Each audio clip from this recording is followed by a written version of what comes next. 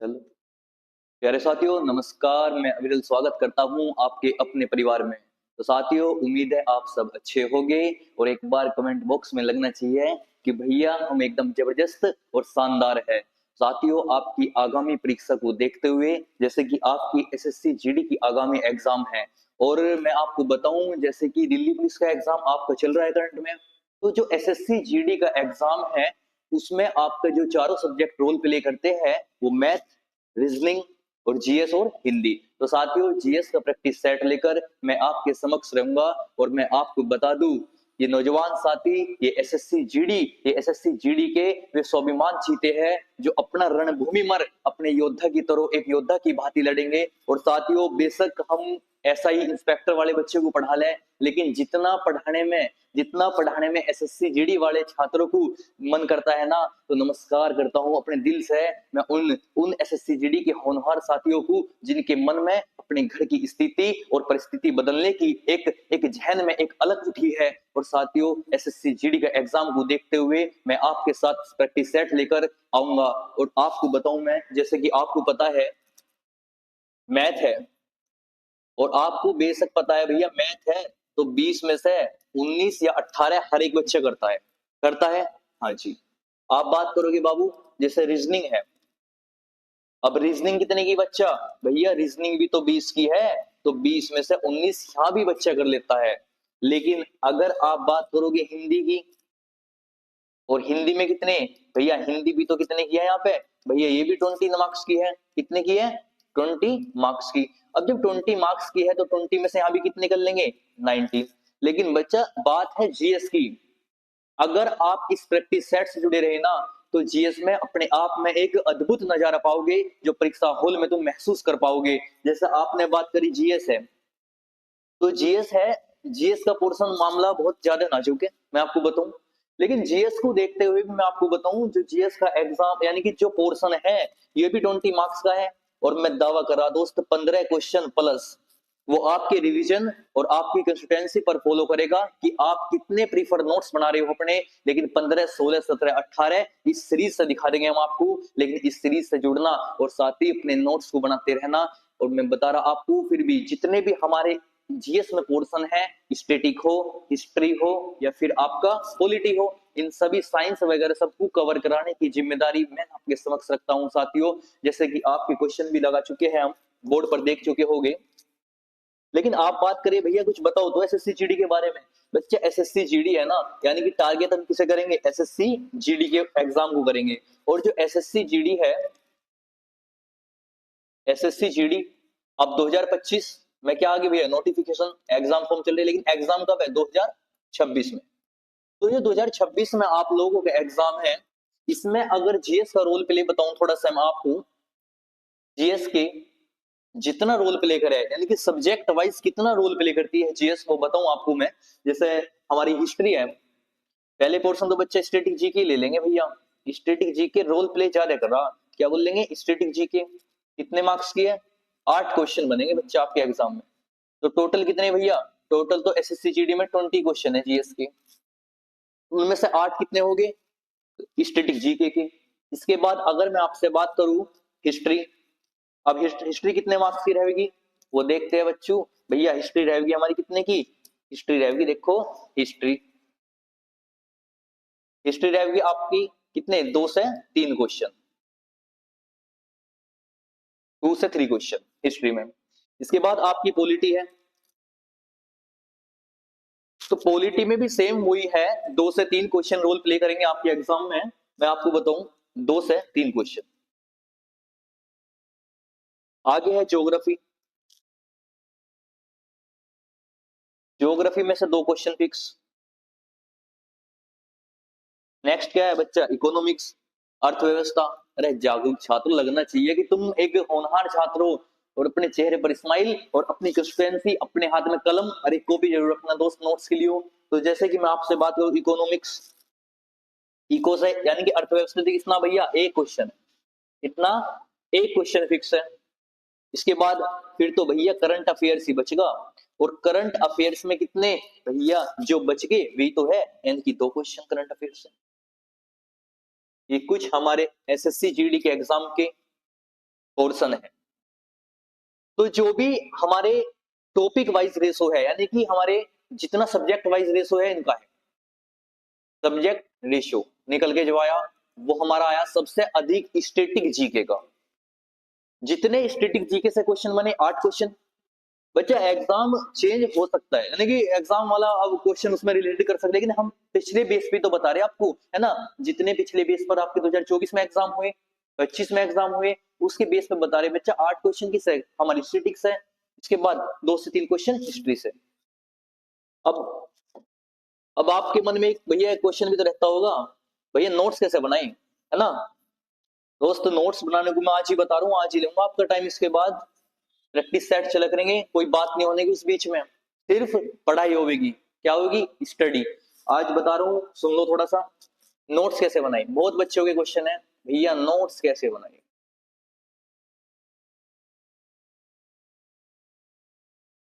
Notes कैसे बनाए, अपने नोट्स रखना, एक कलम होगी तुम पे, उसे रखना अपने साथी।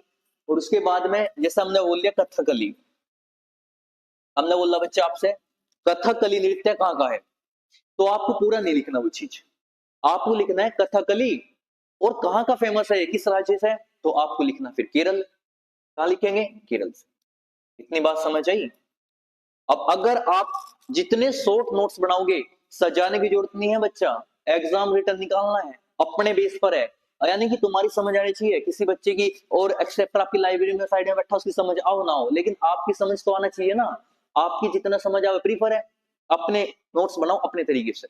लेकिन मैं आपसे बता रहा, जितना शॉर्ट नोट्स बनाओगे, क्या बनाओगे? Short notes. Short notes better है, शॉर्ट नोट्स। जैसे मैंने बताया ना, कथकली लिखा आपने, लिख लिया केरल, ऐसे शॉर्ट नोट्स बनाओ अपने, बेटर रहेंगे। और भैया कई बच्चों की ये भी तो है कमेंट में कि भैया जीएस को याद कैसे करें। आज ही क्लियर कर लेंगे तुम्हारे 2-3 क्वेश्चन ये, उसके बाद हम क्या करेंगे बाबू, प्रैक्टिस सेट करेंगे अपना, यानी कि जीएस को कैसे याद करें। सबसे बड़ा लॉजिकल पॉइंट है आपका कि भैया जीएस को कैसे याद करें। अब बच्चा जीएस याद करने की कोई गुट्टी तो है नहीं है कि आपको दिया कोई चूरन किसी बाबा जी ने और आपने वो घोट के पानी में पी लिया और आपके ओ माय गॉड सब कुछ लर्न है हमारे तो चीज। नहीं बच्चा, ऐसे नहीं है कुछ भी, मेहनत तो करनी पड़ेगी ना, आपको भी दम लगाना पड़ेगा ना बच्चा। तो जीएस को कैसे याद करें? जैसे आपने कुछ भी चीज याद करी, जैसा आप पढ़ रहे हो कि वैदिक सभ्यता है, हमारे वेद कितने भैया, ऋग्वेद, यजुर्वेद, सामवेद, अथर्ववेद, कितने हैं? 4 वेद है, ठीक है। वेदांग कितने? 6। मंडल कितने भैया जी? 18। 10 मंडल 118। क्या है भाई 108? क्या है? उपनिषद। आपने याद कर लिया 4 बार, फिर उसके बाद आइस 3-4 बार बोलो, फिर उसके बाद आइस क्लोज करो, उसके बाद में यानी क्या निकल गई यहाँ से? Skin technique. क्या है बच्चा? Skin technique. इस स्किन टेक्निक से आप अपने आप को 15 दिन में चेंज पाओगे। कितने में? 15 दिन में। आज से फॉलो करो इस चीज को, और उसको फॉलो के आधार पर ही आप अपने आप को देखो उसमें। जैसा आपने कुछ भी चीज पढ़ी उसके बाद आइस क्लोज करो, बोलो जी वेद कितने? हमारे 4 वेद, ऋग्वेद, यजुर्वेद, सामवेद, अथर्ववेद, ऐसा फॉलो करो।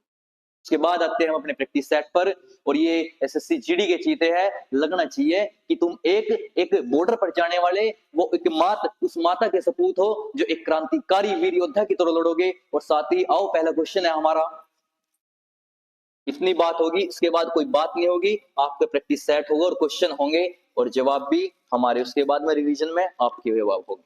तो पहला क्वेश्चन है, निम्नलिखित में से कौन से वर्ष 1919 की प्रमुख घटना हुई? कौन सी घटना? 1919 की। जब 1919 का नाम आवेगा तो आपके मन में कहीं ना कहीं एक फीलिंग जगेगी, भैया जी 1919 में क्या हुआ हमारा? गांधी इरविन समझौता हुआ? नहीं भैया, ये तो इरविन समझौता तो हमारा कब हो लिया था भैया? ये तो 5 फरवरी 1931 को कहां पे हो गया था। इसके बाद में एसओई आंदोलन हुआ? नहीं भैया, ये हमारा कब हुआ? 1 अगस्त 1920 को। क्या भैया स्वराज पार्टी की गठन? नहीं बच्चा, स्वराज पार्टी गठन कब हुआ भैया? ये तो हमारा कब, किसने करा भैया जी? 1923 में। किसने करा ये तो बताओ एक बार, लगना चाहिए कमेंट बॉक्स में कि तुम एक प्रभावशाली, एक जीते जागते चीते हो, और दोस्त अपनी पीठ थपथपाओ कि तुम उन हजारों बच्चों की तादाद से अच्छे हो जो एक लाइब्रेरी में अपने घर पर बैठकर अपना दम लगा रहे हैं, अपने माता पिता के सपने को साकार करने पर दिन रात लगे हुए हैं। तो बताओ फिर क्वेश्चन है हमारा, स्वराज पार्टी का गठन तो 1923 में किसने करा? दो ऐसे व्यक्ति थे जिन्होंने गठन करा था। पहले का नाम निकल कर आवेगा तो कौन सा बच्चा? पहला है मोतीलाल नेहरू, मोतीलाल नेहरू। और दूसरा बताओ भैया जी, चित्तरंजन दास। कौन सा? चित्तरंजन दास। ये दोनों व्यक्ति क्या करा इन्होंने? भैया इन्होंने तो क्या करा? स्वराज पार्टी की गठन कर दिया था। लेकिन हमारा क्वेश्चन है 1919 में क्या घटना हुई? भैया रोल एक्ट आया भारत में। क्या आया? Rowlatt Act. अब रोल एक्ट क्या था? सुनो, थोड़ा सा कलम नीचे रखा है। रोल एक्ट एक ऐसा एक्ट था कि अगर हम अपने खेत में कुछ काम कर रहे हैं, कोई वर्ग अपना मजदूरी पर जा रहा है, उस वर्ग के किसी भी हालात में कोई अपने घर पर है, उसे जबरन उठाने की कोशिश वो अंग्रेजी हुकूमत करती थी, क्योंकि इस एक्ट का नाम हमने रोल एक्ट का नाम काला कानून दे दिया गया था। यानी कि इसमें हम अपनी अपील दायर नहीं कर सकते थे, कोई वकील खड़ा नहीं कर सकते थे, कोई दलील लिखित में नहीं दे सके थे। तो जो काला कानून था, इस काला कानून क्यों बोला गया रोल एक्ट को? भैया इसमें हम भारतीयों को जबरन गिरफ्तार कर लिया जावे था, जबरन गिरफ्तार कर लिया गया।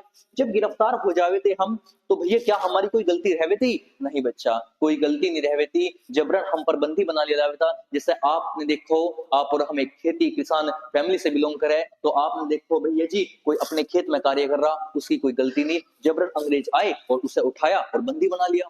जब बंदी बना लिया, उसे बंदी बनाने के बावजूद उस पर क्या लगा भैया जी? चार्ज लगा दिया उन्होंने, कुछ भी अपनी सजा के रहते।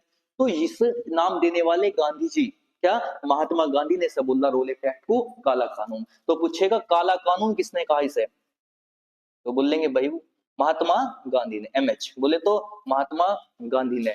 तो काला कानून किसने कहा? महात्मा गांधी ने। लेकिन रोल एक्ट भारत कब आया? लिखो 19 मार्च 1919 को रोल एक्ट भारत पहुंचा। अब रोल एक्ट के कोई अध्यक्ष भी तो होंगे। हाँ जी, अध्यक्ष थे ना इसके। वो तो कौन बच्चा? तो लिखेंगे इसके अध्यक्ष, अध्यक्ष लिखेंगे सिडनी रोल एक्ट।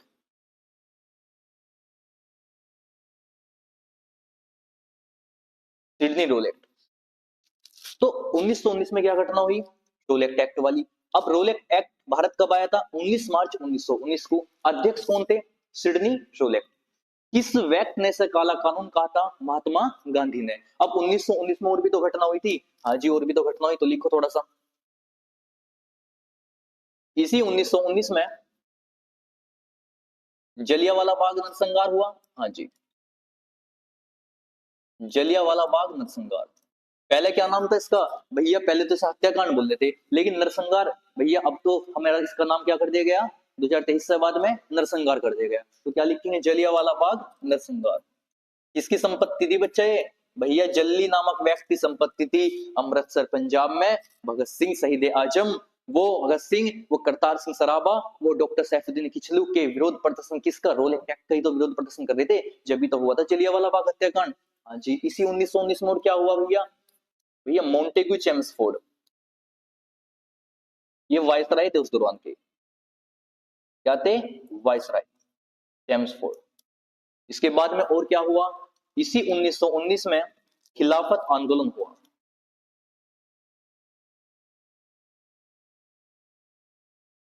खिलाफत आंदोलन ये प्रमुख घटना है। और 1919 में आपको बता ही दिया हमने, क्या भैया? रोल एक्ट हुआ। तो 1919 में समझ आया। तो क्वेश्चन यही तो था, प्रमुख घटना क्या थी भैया? Rowlatt Act. शंका के आधार पर किसी भी व्यक्ति को जबरन गिरफ्तार कर लिया जाता था, इतनी कंडीशन समझ आई। नेक्स्ट क्वेश्चन है हमारा साथियों, पढ़ो एक बार। भारतीय संविधान का कौन सा अनुच्छेद अस्पृश्यता, बोले तो अबोलिशन ऑफ अनटचेबिलिटी, क्या बोलेंगे सर भैया जी? अनटचेबिलिटी। अनटचेबिलिटी, एबोलिशन की अवधारणा को समाप्त करता है और किसी भी रूप में इसके अभ्यास को प्रतिबंध करता है। सीधा सा क्वेश्चन है, अस्पृश्यता हमारे, अस्पृश्यता यानी कि अनटचेबिलिटी हमारे कौन से आर्टिकल में है? लगातार बारंबार परीक्षाओं में बनने वाला क्वेश्चन, एसएससी जीडी हो या दिल्ली पुलिस हो या आपका सीएचएसएल का एग्जाम हो, सीजीएल तक में पूछा जाए क्वेश्चन, तो बताओ भैया आर्टिकल 20 है क्या? नहीं बच्चों, इसका आंसर होगा अनुच्छेद 17 में। तो बताओ अस्पृश्यता किसमें है? अनुच्छेद 17 में। तो फिर बताओ आर्टिकल 20 में क्या है? भैया इसमें तो दोष सिद्धि की गिरफ्तारी, इसमें क्या है? दोष सिद्धि। 18 में उपाधियों का अंत है। अब उपाधि क्या भैया? उपाधियों का अंत। जैसे आप हो, आपका नेम कुछ और है और आपके सिटी में, आपके गांव में कोई किसी अन्य नेम से आपको पुकारने लग जाओ, तो वो क्या हुई? उपाधि हुई। तो उपाधियों का अंत कौन से आर्टिकल में है? आर्टिकल 18 में। इतनी बात क्लियर हुई। इसके बाद आप मुझे बताओ 19 में क्या है बच्चा? भैया 19 में तो बड़ी प्रमुख घटना है, तो बताओ ना 19 में क्या है? आ जाओ यहाँ पे लिखो आर्टिकल 19, नोट्स में पढ़े लिखो आर्टिकल 19 का ए।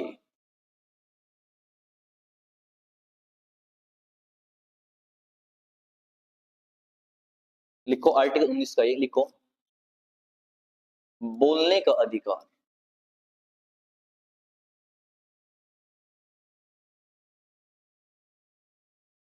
लिखो 19 का बी। अब 19 के में क्या है? बोलने का अधिकार है। जब आप बोलोगे कोई ग्रुप भी तो बनाओगे अपना, हाँ जी सभा करेंगे। क्या करेंगे? सभा। अब बच्चा सभा तो करोगे, बिना बिना वेपन्स कट्टे पिस्टल के आप सभा कर सको। क्या करोगे? सभा। यानी कि सभा करने की बात किसमें हुई भैया? इसमें 19 के बी में। आर्टिकल 19 का बी क्या बोल रहा? सभा करने की बात। सभा कर सकते हैं बिना वेपन्स के। जब सभा करोगे आप, कोई संघ भी तो बनाओगे। हाँ जी संघ तो बनाना पड़ेगा सभा के लिए। संघ का मतलब यूनिटी, आपका ग्रुप। तो लिखेंगे 19 के सी में संघ बनाने की बात।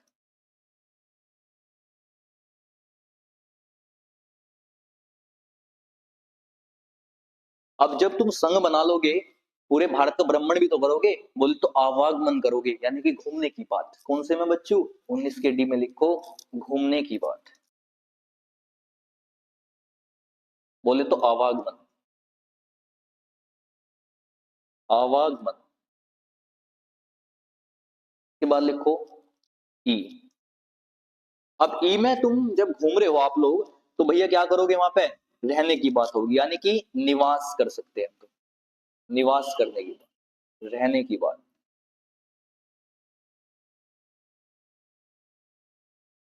इसके बाद एफ हमारा समाप्त होगा। क्या था? संपत्ति का। और कहां पे जुड़गा वो? आर्टिकल 300 ए में जाकर ऐड हो चुका है। इसके बाद में कौन सा बचा? जी। अब भैया जब निवास करोगे आप, रहने को, अब रहने को कुछ खर्च पानी भी तो चाहिए, कुछ व्यापार भी तो करोगे आप। हाँ जी व्यापार करेंगे ना, फिर तो किस चीज का करोगे? वो आप लिखो कमेंट बॉक्स में। भैया व्यापार करेंगे 19 के जी में, व्यापार कर सकते हैं। इतनी बात समझ आई? तो बताओ 19 आर्टिकल 19 का क्या कहता है? बोलने का अधिकार। सभा करने की बात बी में। उसके बाद सी में क्या है? संघ बनाने की बात। डी में भैया घूमने की बात, यानी कि आप आवागमन। ई में निवास यानी कि रहने की बात। और इसके बाद जी में क्या है? व्यापार कर सकते हैं। क्वेश्चन क्या था? अस्पृश्यता, अनटचेबिलिटी, यानी कि भारत में किसी भी व्यक्ति को हम अस्पृश्यता यानी कि छुआछूत का जो अंत करा गया, वो हमारे आर्टिकल 17 में करा गया। किसी भी समुदाय, एससी हो, एसटी हो, ओबीसी हो, जनरल हो, किसी के साथ दोस्त भेदभाव मत करना अपनी लाइफ में। इतनी बात क्लियर? नेक्स्ट क्वेश्चन चले। हाँ जी चलो भैया, नेक्स्ट क्वेश्चन है हमारा, क्वेश्चन नंबर 3 है, निम्नलिखित में से कौन कथक के लखनऊ काल का बिंदुदीन घराने से संबंधित है? दोस्त कथक दिल्ली पुलिस में अपने पर्सन बनाने वाला यो पोर्शन है, क्योंकि यो पोर्शन किसमें है भैया जी? स्टैटिक का पोर्शन है। अब स्टैटिक जी क्या आपने पढ़ी है क्या? हाँ जी भैया कुछ तो पढ़ रखी थोड़ी बहुत। अरे थोड़ी बहुत ना बताओ तो, पूरी पढ़ रखी नहीं तो उसे भी कवर कराऊंगे इस प्रैक्टिस सेट के माध्यम से। इसने बोला कथक। फर्स्ट ऑफ ऑल मैं आपको बताऊं, जो कथक है इसका जो अभिप्राय है वो है कथ से। किससे है? कथ से। यानी कि जो कथक का मतलब क्या है? कथा करना, कथावाचक। हाँ जी। तो कथक से क्या मतलब? कथा। अब कहाँ के लोग नहीं थकते? भैया यूपी के नहीं थकते। तो कथक का अभिप्राय किससे हुआ बच्चों? भैया जी किससे? यूपी से।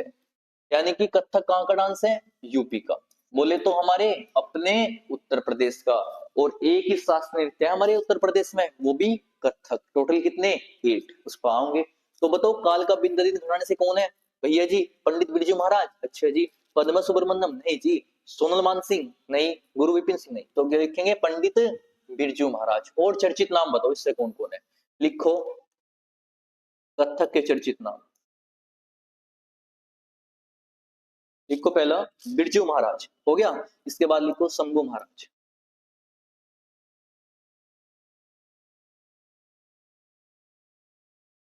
फिर लिखो अच्छन महाराज। एक बच्चा एक बात याद रखना, जो ये महाराज है ना, बारंबार रूट शब्द यानी कि रूट शब्द से याद रखना महाराज। जितने भी महाराज है किस में? यूपी के कथक में। लिखो अच्छन महाराज। क्या याद रखोगे? रूट शब्द महाराज यूपी से। इसके बाद लिखो लक्षण महाराज।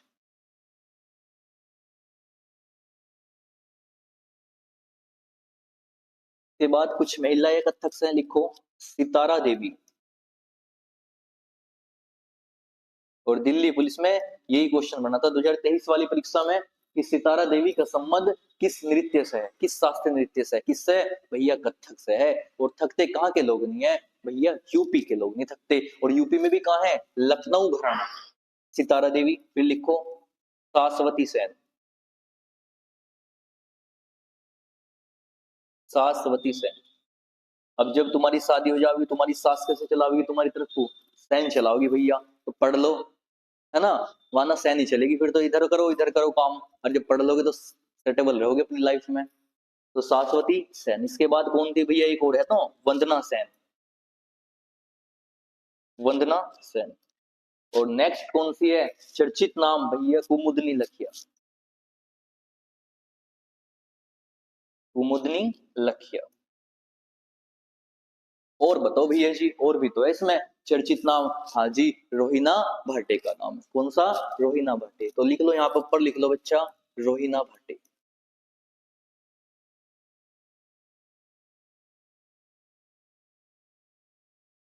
ये कुछ कथक घराने से रिलेटेड है हमारे बारंबार। तो एक बात तो आपको याद रखनी, कथक कहाँ का? उत्तर प्रदेश के लखनऊ से है।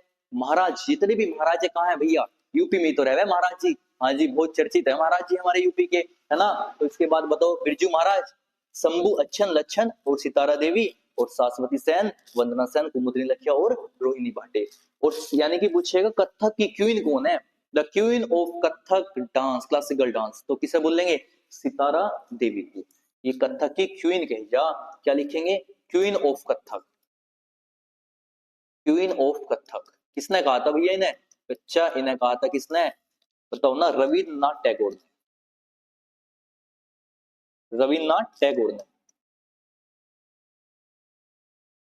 क्या बोला?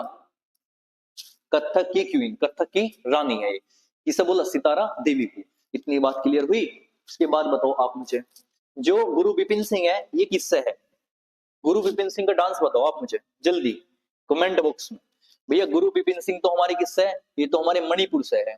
इससे? मणिपुर से। और मणिपुर कहाँ का है भैया? मणिपुर, मणिपुरी, मणिपुर का ही तो है क्लासिकल डांस। तो मणिपुर से गुरु विपिन सिंह है।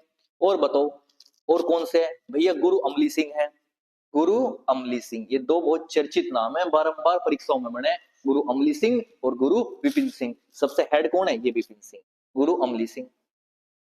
अब इनकी कोई शिष्य भी तो थी। हाँ जी, इनकी कितनी शिष्य थी भैया? 4 शिष्य थी। उनके नाम बताओ। दर्शना, नयना, श्रवणा और रंजना। चारों नाम लिखो। मणिपुर से दर्शना, जो मणिपुर डांस करे थी, नृत्य करे थी मणिपुरी। तो दर्शना, नयना, श्रवणा और रंजना। कौन सा डांस करे थी चारों ये भैया? ये करे थी मणिपुरी डांस। कौन सा? मणिपुरी डांस। कहाँ का मणिपुरी डांस भैया? मणिपुर का है। तो इनके गुरु कौन थे दर्शन नायना के भैया? गुरु विपिन सिंह थे और गुरु अमली सिंह थे। तो चारों डांस करे थी मणिपुर। हाँ जी। इसके बाद बताओ सोनल मान सिंह कहाँ से है भैया? सोनल मान सिंह है ओडिसी से। कहाँ से बच्चों? भैया ओडिसी से। और ओडिसी कहाँ का भैया? उड़ीसा का डांस है ना? और इन्हें ना बच्चा पद्म विभूषण कब मिला भैया? लिखो प्रथम विभूषण 1992 में। पद्म भूषण कब मिला? 2003 में। उड़ीसा से और भी चर्चित नाम है। हाँ जी, केलुचरण महापात्र। कौन सा? केलुचरण महापात्र। अब भैया केलुचरण महापात्र क्या करे थे भैया, ये भी तो कौन सा डांस करे थे, ओडिसी डांस करे थे। और कौन सी इनकी वाइफ भी तो है इनकी, सुजाता महापात्र। कौन सी, सुजाता महापात्र। और बताओ भैया, माधवी मुदगल। कौन सी है, माधवी मुदगल। ये चर्चित नाम है ओडिसी से हमारे। इतनी बात क्लियर हुई। तो जो गुरु विपिन सिंह है वो किससे है, मणिपुर से भी। और मणिपुर में 4 शिष्य है इनकी, दर्शना, नायना, सुरवना और रंजना। इतनी बात क्लियर। तो हमारा आंसर क्या हुआ, कथक से कौन नहीं थकते भैया, पंडित बिरजू महाराज नहीं थकते, यूपी के। इतनी बात क्लियर। चले नेक्स्ट क्वेश्चन। बच्चे नोट्स बनाते रहना अपने, 1 घंटे बढ़ जाने चाहिए। जितने तुम नोट्स बनाओगे ना, क्योंकि आप पीडीएफ मिल जाओगी, सब मिल जाओगी, लेकिन नोट्स जब तक नहीं बनाओगे ना, जब तक आप अपने इस कलम से फिजिकली मेंटली यहाँ पे नहीं पहुंचने की ना, जब तक वो ट्यूनिंग, जब तक कुछ नहीं होने का। और अपने माँ बाप, अपने घर के हालात को बदलने की एक ही हमारे पास क्या है भैया, कलम और कॉपी। इतनी बात क्लियर है। नेक्स्ट क्वेश्चन है हमारा साथियों, क्वेश्चन नंबर 4 पढ़ो। राष्ट्रपति चुनाव के नामांकन के लिए प्रस्तावों की एक हस्तक्षरित सूची की आवश्यकता होती है। बताओ राष्ट्रपति से रिलेटेड आर्टिकल बताओ आप पहले मुझे। कौन सा आर्टिकल है राष्ट्रपति से भैया जी, राष्ट्रपति का आर्टिकल बताओ एक बार जल्दी से, स्पीड से। क्या भैया 60 नहीं, कितने, 50 की। अब 50 तो उसमें सांसद चाहिए साथ में, और 50 कौन चाहिए, अनुमोदक। क्या लिखेंगे, 50 चाहिए अनुमोदक। अब भैया अनुमोदक क्या हो, बच्चा अनुमोदक हो गए जो तुम्हारे पीछे बैकग्राउंड में खड़े हो 50 तुम्हारे सदस्य, यानी कि जितने आपके बैकग्राउंड में सदस्य खड़े हो 50, तो 50 तो सांसद एमपी है ना, और 50 आपके अनुमोदक चाहिए जो आपके बैकग्राउंड में खड़े हो, तो कितने, 50। तो बताओ कुछ राष्ट्रपति के अनुच्छेद लिखो, स्टार मारो। राष्ट्रपति के अनुच्छेद,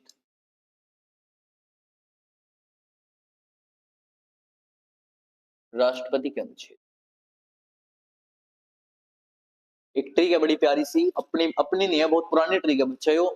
तो लिखो पकानी को का दुयु दशम, प का नी को का दु यो द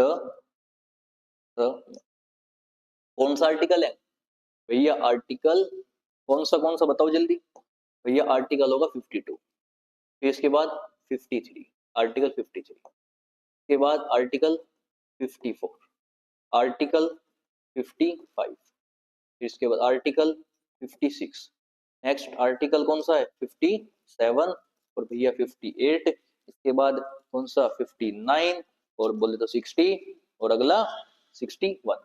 यानी कि अगर मैं आपसे बात करूं कहां से 52 से 61 तक हमारे राष्ट्रपति साहब के अनुच्छेद खत्म, जितनी चर्चा हम इसमें चर्चा करेंगे। तो राष्ट्रपति की चर्चा है, यानी कि इसने बोला आर्टिकल 52 पर, तो क्या बोलेंगे, पद किसका भैया जी, राष्ट्रपति साहब का। किसका, राष्ट्रपति साहब का पद। तो आर्टिकल 52 में राष्ट्रपति के पद की बात का भैया, कार्यपालिका, क्या बोलेंगे, कार्यपालिका किसकी, राष्ट्रपति जी की। नी भैया जी निर्वाचन, निर्वाचन कौन से आर्टिकल में बच्चा भैया जी, आर्टिकल 54 में क्या बात हुई, निर्वाचन की बात हुई, किसके, राष्ट्रपति साहब के निर्वाचन की बात हुई। इसके बाद बताओ 55 भैया जी कोटा। अब कोटा भी तो होगा इनका।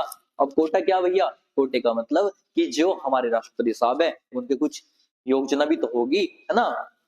तो इसके बाद आओ आर्टिकल 56 भैया जी कार्य। तो बताओ ना कार्य कितने वर्ष का भैया, 5 वर्ष का है राष्ट्रपति साहब का कार्य। बोले तो भैया जी उपराष्ट्रपति भी 5 का, हाँ जी, प्रधानमंत्री का भी 5 का, हाँ जी, तो और राष्ट्रपति का भी, और राज्यपाल का भी 5 वर्ष का। कितने का, 5 वर्ष का कार्य है इनका। इसके बाद आओ क्या भैया, दोबारे भी बन सके, हाँ जी दोबारे बन सके, दोबारे। तो आर्टिकल 57 क्या बोल रहा, दोबारा कौन बने, एकमात्र राष्ट्रपति है बच्चा, एकमात्र राष्ट्रपति जो अपने पद पर रहते हुए दोबारा चुने गए, कौन भैया जी, राजेंद्र प्रसाद। शॉर्ट नोट्स बनाओ बच्चा, राजेंद्र प्रसाद। इतनी बात समझ यो से, अरे योग्यता भी तो होनी चाहिए कुछ तुम्हारी, योग्यता का मतलब तुम्हारी एज भी तो काउंट होगी। हाँ जी, आपकी एज 35 वर्ष होनी चाहिए जब आप राष्ट्रपति का चुनाव लड़ सकते हो, 35 या 35 वर्ष पूरे। 59 क्या बोलता है आर्टिकल, दशाएं। आपकी दशाएं भी तो देखी जाए, आपका बैकग्राउंड कैसा है। अब बैकग्राउंड है भैया, आप पॉलिटिक्स में राज्यसभा के सदस्य तो नहीं हो, है ना, लोकसभा के कोई सदस्य तो नहीं हो आप, तो आपको राष्ट्रपति पद पर नहीं चुना जाएगा। इसके बाद आप मुझे बताओ से अरे शपथ भी तो लेंगे भैया जी, ओथ क्या लेंगे, ओथ कौन दिलाऊंगा ओथ उन्हें भैया, शपथ कौन, मुख्य न्यायाधीश दिलाएंगे, किन्हें, राष्ट्रपति, और राष्ट्रपति साहब राज्यपाल को शपथ दिलाओगे। इसके बाद आओ भैया महाभियोग। अब भैया महाभियोग क्या हुआ है बच्चा, महाभियोग हुआ है पद से हटाना, पद से हटाना, किसे, राष्ट्रपति जी को। किस देश से लिया हमने महाभियोग की प्रक्रिया, एक बार कमेंट बॉक्स में लगना चाहिए कि भैया जी तुम पढ़ने वाले एक छात्र हो, तुम एक सीरियस योद्धा की भांति वाले छात्र हो, तो महाभियोग कहां से ली हमने प्रक्रिया, बताओ ना एक बार भैया। महाभियोग की प्रक्रिया अमेरिका से ली, वही अमेरिका जिसकी कैपिटल वॉशिंगटन डीसी हो जाएगी। तो बताओ महाभियोग की कहां से ली, यूएसए से। तो कितने चाहिए भैया जी, 50, और 50 सांसद और 50 तुम्हारे बैकग्राउंड में चाहिए अनुमोदक, कोई तुम्हारे वे भी तो चाहिए बैकग्राउंड में बोलने वाले। हाँ जी, तो पीछे 50 लोग खड़े हैं हमारे, इतनी बात क्लियर। नेक्स्ट क्वेश्चन है साथियों, क्वेश्चन नंबर 5। बता रहा हूँ 20 क्वेश्चन है बच्चों, कितने क्वेश्चन है भैया, 20 क्वेश्चन है, बिल्कुल सेम जीडी की बेस है हो। लेकिन आप इस एग्जाम कौन सा ले सको, आपका सीएचएसएल का एग्जाम हो, आपका एमटीएस का एग्जाम हो, आपका दिल्ली पुलिस का एग्जाम हो, यूपी पुलिस का एग्जाम हो, और आपका एसएससी जीडी का एग्जाम हो, सीजीएल हो, यानी कि जितने भी वनडे एग्जाम हैं, जितने भी वनडे एग्जाम है आपके, उस एग्जाम के लिए प्रैक्टिस सेट है दोस्त, अपनी मेहनत पर भरोसा रखना। जितने भी वनडे एग्जाम है, आपका होमगार्ड हो एक्सेप्टर कुछ भी हो उसमें, तो वनडे एग्जाम को क्लियर करने के लिए प्रैक्टिस सेट चलाया गया बच्चों। इसके बाद बताओ तुम, क्वेश्चन पढ़ो। कबड्डी खेल में प्रत्येक पक्ष में कितने खिलाड़ी होते हैं, बताओ। कबड्डी खेलते हो कोई बच्चा तुम में से, अरे खेल लग रहा बच्चों, पढ़ाई भी करो गेम भी खेल लो, है ना। तो बताओ कबड्डी में कितने प्लेयर हो गए भैया, कबड्डी में तो कितने, 7 हो गए क्या, 8 हो गए, 6, 5 नहीं भैया जी, कितने, 7 हो गए। अब कुछ प्लेयर लिखवा रहा शॉर्ट्स में, नोट्स बनाते चलो, लिखो प्लेयर्स, ये शॉर्ट्स में बनवा रहा ना, इन्हें तुम्हारी आपकी कॉपी में होनी चाहिए, तुम्हारी नोटबुक में होनी चाहिए बच्चों, ये लिखो। फिर इसके बाद आप लिखो यहाँ पे, पहला लिखो हॉकी हो गया, कबड्डी, इसके बाद लिखो नेटबॉल, नेटबॉल में लिखो कितने, 7, 7 हो गए नेटबॉल में। इसके बाद लिखो बच्चा कौन सा है भैया हमारा, खो खो, और खो खो में कितने, 9। इसके बाद लिखो बेसबॉल, बेसबॉल में कितने बच्चों, 9। इसके बाद आप मुझे बताओ जो हमारी एक कौन सा है भैया, वॉलीबॉल नहीं, बास्केटबॉल भी तो है, हाँ जी, बास्केटबॉल में लिखो कितने, बास्केटबॉल में बच्चा 5 है। इसके बाद लिखो बास्केटबॉल के बाद क्या आता हमारा भैया, बास्केटबॉल के बाद है वॉलीबॉल, और वॉलीबॉल में कितने हैं भैया जी, 6 है, 6 है, कितने, 6। इसके बाद आप मुझे बताओ बास्केटबॉल में 5, वॉलीबॉल में 6 है, और बताओ भैया क्रिकेट, लिखो क्रिकेट में कितने बच्चों, क्रिकेट में 11, और क्रिकेट के साथ और भी तो है कोई सा गेम भैया, हॉकी भी तो बच रहा अभी भैया, अभी तो फुटबॉल भी बच रहा हमारा, तो बताओ क्रिकेट में कितने हैं, 11, लिखो फुटबॉल, फुटबॉल में लिखो बच्चों 11, लिखो हॉकी, अरे दिख तो रहा बच्चा नीचे का कमेंट में बता दो मजा आ रहा नहीं आ रहा प्रैक्टिस सेट में। प्रैक्टिस सेट को ये नहीं है बच्चा, प्रैक्टिस सेट का मतलब कहीं से क्वेश्चन उठा लिए नहीं, आपको ऐसी फीलिंग आओगी इस प्रैक्टिस सेट में जैसे आप थ्योरी पढ़ रहे हो, क्योंकि इस तरीके से प्रैक्टिस सेट को लगाओगे जैसे आपकी पॉलिटी है, तो पॉलिटी में पहले भाग 1 खींच लेंगे, है ना, फिर उसके बाद हिस्ट्री है, हिस्ट्री में प्राचीन वेद से उठा लेंगे, बिल्कुल फीलिंग जो आएगी आपको एक थ्योरिकल पोर्शन वाली फीलिंग आएगी इस प्रैक्टिस सेट में। और जितना डिलीवर कर रहा ना डाटा, अगले प्रैक्टिस सेट जब कल को होगा ना, वो सारा जितना भी प्रैक्टिस सेट का मटेरियल वो सारा लर्न आपके याद होना चाहिए माइंड में। स्किन टेक्निक मैंने बता दी, उसे फॉलो करना बच्चों। तो बताओ फिर हॉकी में कितने, 11, लिखो रग्बी फुटबॉल, रग्बी फुटबॉल में कितने, 15। क्लियर इतनी बात, ये कुछ हमारे प्लेयर है, इन्हें याद कर लियो बच्चों एग्जाम के लिए।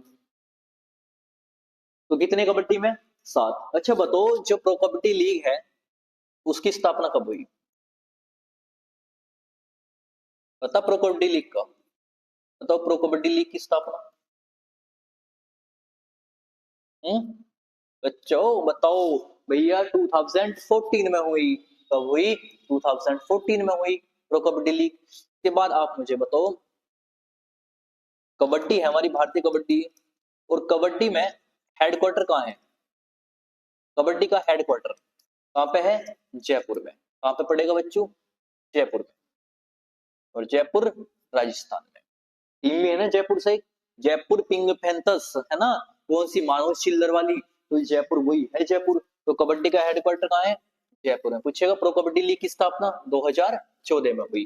तो कबड्डी में कितने प्लेयर है भैया? 7 प्लेयर है कबड्डी पक्ष में। तो नेक्स्ट क्वेश्चन है साथियों, क्वेश्चन नंबर 6 है हमारा, निम्नलिखित में से कौन सी पुस्तक एम के गांधी द्वारा नहीं लिखी गई? फिर बता रहा बच्चा, इसने बोला एम के गांधी द्वारा नहीं लिखी गई। अब नहीं की बात हुई ना, तो बताओ कौन सी है? ये देखो, नहीं, जो महात्मा, एम के मतलब मोहनदास करमचंद गांधी, मोहनदास करमचंद गांधी। एम के गांधी का मतलब मोहनदास करमचंद गांधी। तो महात्मा गांधी द्वारा कौन सी पुस्तक नहीं है? क्या भैया इंडियंस होम रूल है? हाँ भैया ये तो है। इंडियंस ऑफ माई ड्रीम्स बिल्कुल है जी, ये भी। नेचर क्योर ये भी है। कौन सी नहीं है बाबू? गोल्डन थ्रेशोल्ड नहीं है। किसकी बुक है? तो फिर ये लिखो, ये बुक है सरोजनी नायडू की। सरोजनी नायडू की बुक है ये बहुत ध्यान रखना परीक्षा में भी, ये वाला नहीं। तो सरोजनी नायडू की बुक है। और सरोजनी नायडू की और बुक भी तो है, हाँ जी, और भी तो, ब्रोकन विंग्स। Broken wings. और यही सरोजनी नायडू लिखो, सरोजनी नायडू के बारे में, भारत की प्रथम राज्यपाल रही। यानी गवर्नर जनरल कहाँ की? भारत की। प्रथम क्या रही? राज्यपाल। प्रथम राज्यपाल रही। कहां से रही थी भैया? यूपी से। कार्यकाल क्या था? 1947 से 49 तक। यूपी एसआई में क्वेश्चन बना बच्चों ये वाला। इसके बाद बताओ, देखो भारत में कांग्रेस, भारत में लिखो, भारत में, यहाँ पे लिख लो, रफ हो गया बच्चों को, कोई नहीं। भारत में कांग्रेस अधिवेशन 1925 कहाँ हुआ था? कानपुर में। उसमें से भी कौन थी भैया जी? सरोजिनी नायडू अध्यक्ष चुनी गई उसकी। एस नायडू बोले तो सरोजिनी नायडू। इनकी बुक अभी लिखवाई थी ना, कौन सी थी भैया? ब्रोकन विंग्स भी तो थी, ब्रोकन विंग्स। और इन्हीं सरोजिनी नायडू की किताब कौन सी? Golden threshold. तो महात्मा गांधी की ये है, हाँ जी, ये भी है, ये भी है, ये नहीं है। इसके बाद बताओ, सरोजिनी नायडू 1925 कानपुर अधिवेशन, कहां पे? कानपुर। तो कांग्रेस की पहली महिला अध्यक्ष कौन बनी? सरोजिनी नायडू। क्या भारत की पहली राज्यपाल? हाँ जी। और कौन से राज्य में बनी? एक जबरदस्त आंसर हो जाए आप लोगों का भैया जी, ये बनी हमारे यूपी की। कब से कब तक? 1947 से 1949 तक बनी। इतनी बात क्लियर। और इन्हीं सरोजिनी नायडू ने किसे कहा था कि राजेंद्र प्रसाद को, जब एक बार संविधान में ना, संविधान सभा की बैठक चल रही थी ना दूसरे वाली, 11 दिसंबर वाली, तो इन्होंने बोला इसे राजेंद्र प्रसाद को कि तुम्हारी तारीफ के लिए कलम, सोने की कलम और शहद की साई भी कम पड़ जाएगी। ये भी इनका एक स्टेटमेंट दिया गया। किसके लिए भैया जी? सरोजिनी नायडू को किसके लिए दिया गया? डॉक्टर राजेंद्र प्रसाद के लिए। अब महात्मा गांधी की और बुक बताओ बच्चों, लिखो my experiment with truth, my experiment with truth, मेरे सत्य के साथ वाचन। क्या बोल लेंगे? मेरे सत्य के साथ वाचन। किसकी बुक है? एम के गांधी, मोहनदास करमचंद गांधी की बुक है। और बताओ, और महात्मा गांधी का जन्म कहाँ हुआ था?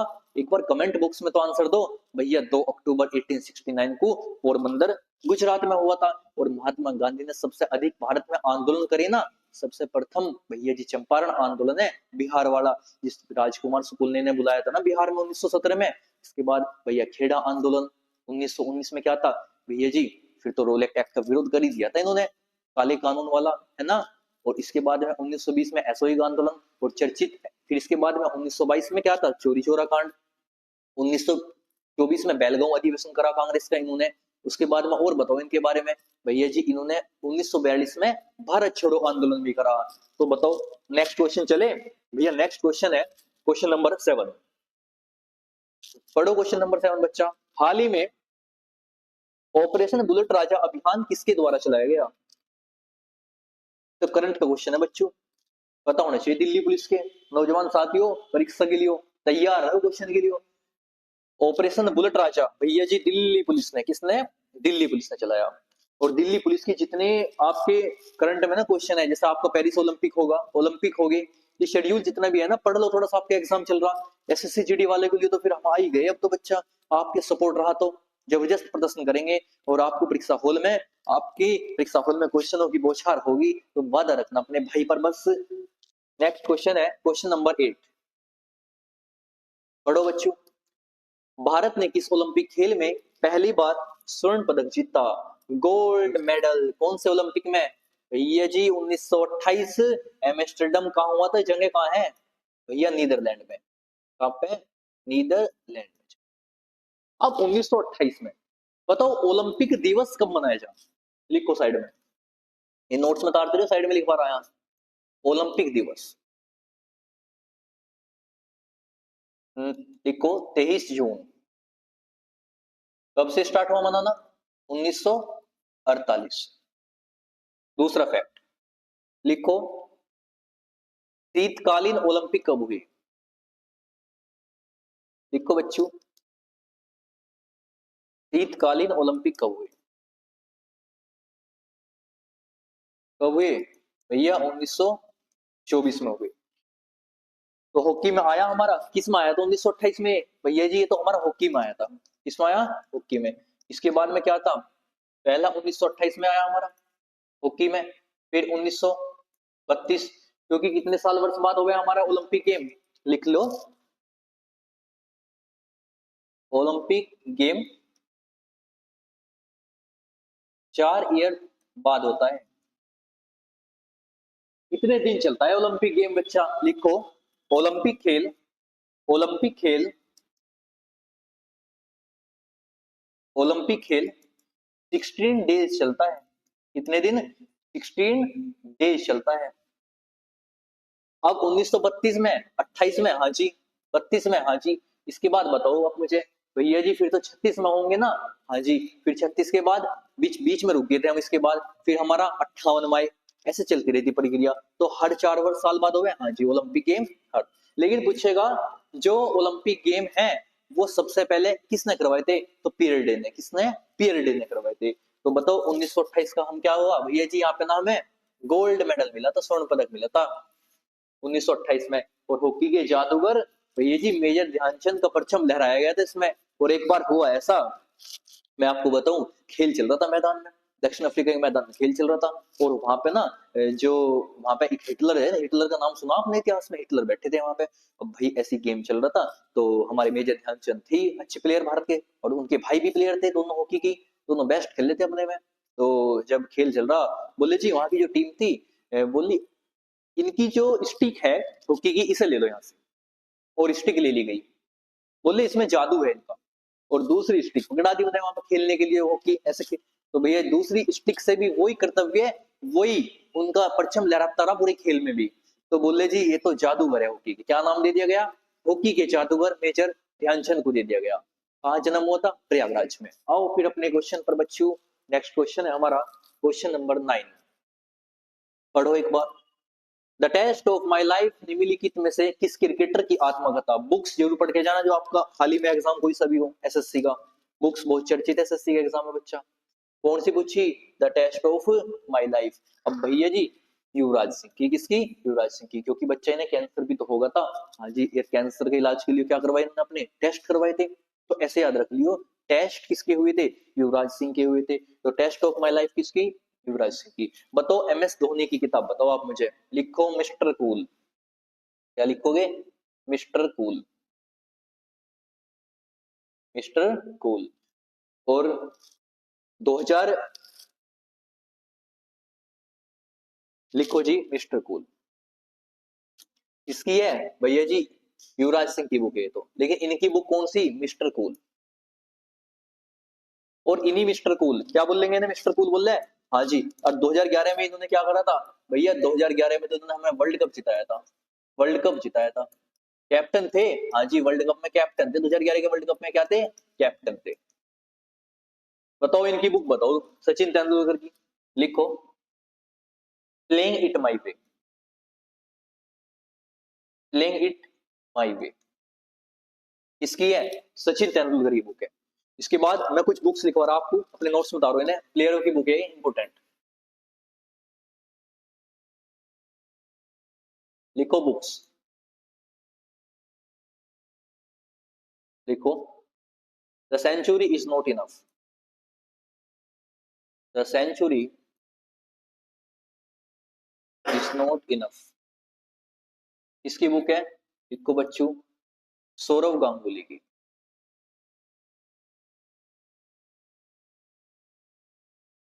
सौरव गांगुली की, इसकी बुक है, सौरव गांगुली की, the century is not enough. और बताया तो मिस्टर कूल कौन है, MS धोनी है। हिटमैन कौन है भैया जी, रोहित शर्मा है। चीकू कौन है भैया, चीकू है हमारे विराट कोहली। तो आओ ना फिर, बताओ, और बुक बताओ, लिखो, बिलीव,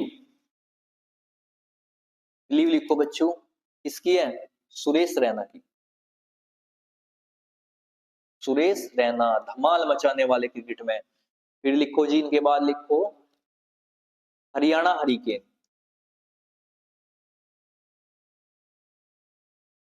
कौन है भैया जी, कपिल देव, कौन, कपिल देव। और कपिल देव ने क्या करा था भैया, जब 1983 में वर्ल्ड कप चल रहा था ना हमारा, उस वर्ल्ड कप के कैप्टन भी तो थे, जो श्रीलंका को मात दी थी, तुमने बात समझ आई, वेस्ट इंडीज भी मौजूद थी वहां पे, वेस्ट इंडीज को हराकर कौन भैया, कपिल देव आए थे। और कपिल देव क्या थे, कैप्टन थे उस दौरान के। तो बताओ ना, कपिल देव की बुक कौन सी, हरियाणा हरिकेन। इसके बाद लिखो, लिखो, a shoot at history, a shoot at history, लिखो, अभिनव बिंद्रा, अभिनव बिंद्रा।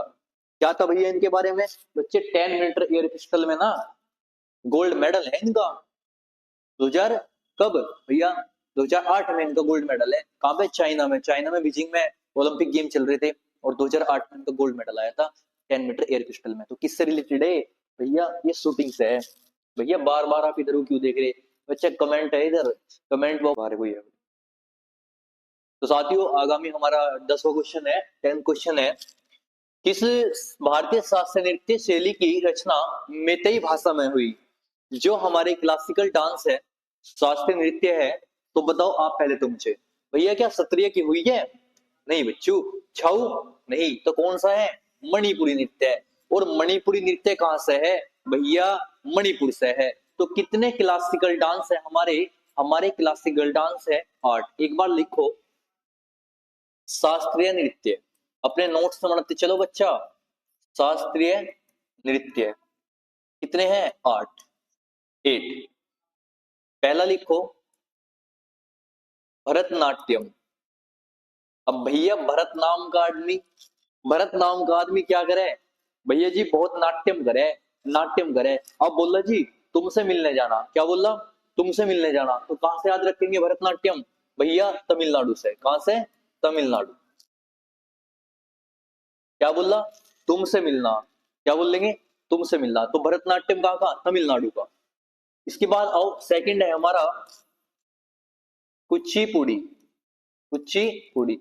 अब बच्चे कच्ची पूड़ी कौन खा लेगा भैया, अंधे व्यक्ति को आप कच्ची पूड़ी खवा दो या पक्की खवा दो, तो कच्ची पूड़ी कौन खा लेगा, अंधा व्यक्ति। तो अंधे व्यक्ति से क्या बना बच्चा, आंध्र प्रदेश, आंध्र प्रदेश। इसके बाद आप मुझे बताओ तीसरा क्या है भैया, तीसरा है हमारा कौन सा, कथकली, कथकली। तो कथकली कहां से बच्चा भैया जी, ये भी तो हमारे कहां से है भैया, केरल से है। कौन, केरल। केरल के लोग क्या करे भैया, कथकली नृत्य करते हैं। आओ फिर फोर्थ पे, वो फोर्थ बताओ, मोहिनी अट्टम, कौन सा है, मोहिनी अट्टम। अब मोहिनी नाम की लड़की कहाँ रह थी भैया, वो भी तो केरल में रह थी। तो बताओ, कुचिपुड़ी आंध्र प्रदेश, भरतनाट्यम तमिलनाडु, और फिर कथकली केरल। और मोहिनी अट्टम भी कहां से है भैया, ये भी तो हमारा कहां से है, केरल से। इतनी बात समझ आई? तो बताओ कहां से है, केरल से। इसके बाद में आप मुझे बताओ जो हमारा ओडिसी नृत्य है, अब अगर आप बात करोगे ओडिसी नृत्य की तो उड़ीसा से है। कहां से है, उड़ीसा से। तो लिखो ओडिसी, पांचवा लिखो ओडिसी। कहां से बच्चा, भैया उड़ीसा से है। और बच्चा बताया ना कितने क्लासिकल डांस है हमारे भैया, 8 क्लासिकल डांस है हमारे, यानी कि शास्त्रीय नृत्य है। तो इसके बाद आप हमें बताओ जो 6th वाला है वो कौन सा है बच्चा, मणिपुरी है। कौन सा, मणिपुरी। और मणिपुरी कहाँ का नृत्य है भैया, ये तो मणिपुर का नृत्य है। कहाँ का, मणिपुर का नृत्य है। इसके बाद आप लिखो मणिपुर। इसके बाद 7th में बताओ आप हमें कौन सा भैया, कथक। अब कहाँ के आदमी नहीं थकते भैया, थकते तो हमारे यूपी के आदमी नहीं है। तो कथक यूपी, और यूपी में भी क्या बताया कुछ अभी क्वेश्चन प्रीवियस में भैया, लखनऊ घराने से है, बताए थे महाराज रूट शब्द। इसके बाद में 8th वाला बताओ आप हमें कौन सा है 8th वाला भैया, 8th वाला हो जाएगा हमारा कौन सा, जल्दी बताओ, सत्रिया। सत्रिया 7 व्यक्त 7 मित्र है अपने, और मित्री है घूमने जावे कहाँ पे, आज शाम को। शाम को घूमने सातों साथ कहाँ जावे, घूमने जावे आज शाम, यानी कि असम से। Part complete. पूछेगा सबसे न्यू वाला कौन सा, आपसे पूछेगा बच्चा सबसे न्यू वाला कौन सा, तो आप हमें बताओ सबसे न्यू है ये कौन सा, न्यू है कितने वर्ष पुराना भैया, 500 वर्ष पुराना है। कितने वर्ष, 500 वर्ष पुराना है। कितनी बात समझ आई? सबसे, सॉरी सबसे न्यू बोल रहा, हाँ सबसे न्यू यही है ना बच्चे। और सबसे ओल्ड कौन सा है भैया जी, ओल्ड तो ये है, ओल्ड ये है सबसे पुराना। कितने वर्ष भैया, 2000 वर्ष पुराना है, 2000 वर्ष पुराना है। इतनी बात समझ आई? तो इसके बाद आप हमें बताओ भरतनाट्यम कहाँ से हुआ भैया, अभी तो बताया तमिलनाडु से। तुम मिलने आना कहाँ, भरत आदमी से। सत्रिय कहाँ से बता दिया भैया, असम से। छऊ कहाँ का है, छऊ भैया जी उड़ीसा का, और झारखंड से भी है और पश्चिम बंगाल से भी है। और छऊ ना हमारा 8 तो हमारे शास्त्रीय नृत्य हो गए, क्लासिकल डांस हो गए हमारे, ये तो क्या हो गए बच्चा, क्लासिकल डांस हो गए। लेकिन जो छाऊ है ना, ये 9वां अर्ध शास्त्रीय नृत्य है हमारा, अर्ध हाफ है, यानी कि हाफ है, अभी पूर्ण दिन नहीं हुआ। तो इसके बाद आप मुझे बताओ मैतई कहाँ की शैली है भैया, मैतई मैतई भैया मणिपुर से है। और मणिपुर में कौन भैया, झावेरी बहनें भी तो हुई है ना। मणिपुर में झावेरी बहनें सुना, दर्शना नायना अभी तो लिखवाई थी प्रीवियस। तो कितने क्लासिकल डांस है, 8 हमारे। इतनी बात समझ आई? नेक्स्ट क्वेश्चन है क्वेश्चन नंबर 11, पढ़ो एक बार क्वेश्चन नंबर 11 पढ़ो। इसने बोला ज्ञानपीठ पुरस्कार जो भारत के सबसे बड़े साहित्यिक पुरस्कारों में से एक है की शुरुआत कब हुई। अब ज्ञानपीठ की बात आई तो आपका जबरदस्त आंसर होना चाहिए भैया। बोलोगे क्या, बोलोगे भैया जी आप, जल्दी बताओ हमें, जल्दी बताओ बच्चों क्या बोलोगे भैया, ज्ञानपीठ अवार्ड कब का। अरे भैया वो भी जैसे ही, ज्ञानपीठ अवार्ड क्या बोलेंगे, 1961 में। कितना, 1961 में ज्ञानपीठ अवार्ड दिया था एक शिक्षक क्षेत्र के माध्यम से। थोड़े से अवार्ड लिख लो, मैं कुछ अवार्ड लिखवा रहा, लिखो अवार्ड। क्या बोल रहे अवार्ड में, क्या लिखोगे, महत्वपूर्ण, वेरी इंपोर्टेंट अवार्ड, महत्वपूर्ण। लिखो पहला, लिखो भारत रत्न। भारत रत्न कब, 1954 में। भारत रत्न कब मिला, 1954 में। इसके बाद आप मुझे बताओ, लिखो सेकंड, सेकंड लिखो बच्चा, पद्म विभूषण। पद्म विभूषण 1954। थर्ड लिखो पद्म भूषण। कब मिला पद्म भूषण बच्चा, 1954 में। कितने, 1954 में मिला। आप हमें बताओ जो आपका अगला है क्वेश्चन है आपका फोर्थ वाला, तो फोर्थ वाला आप मुझे बताओ पद्मश्री कब मिला गया भैया, जवाब आना चाहिए आप लोगों का भैया। पद्मश्री मिला हमें कब बच्चा, बोलो ना फिर, पद्मश्री कब मिला, 1954 में।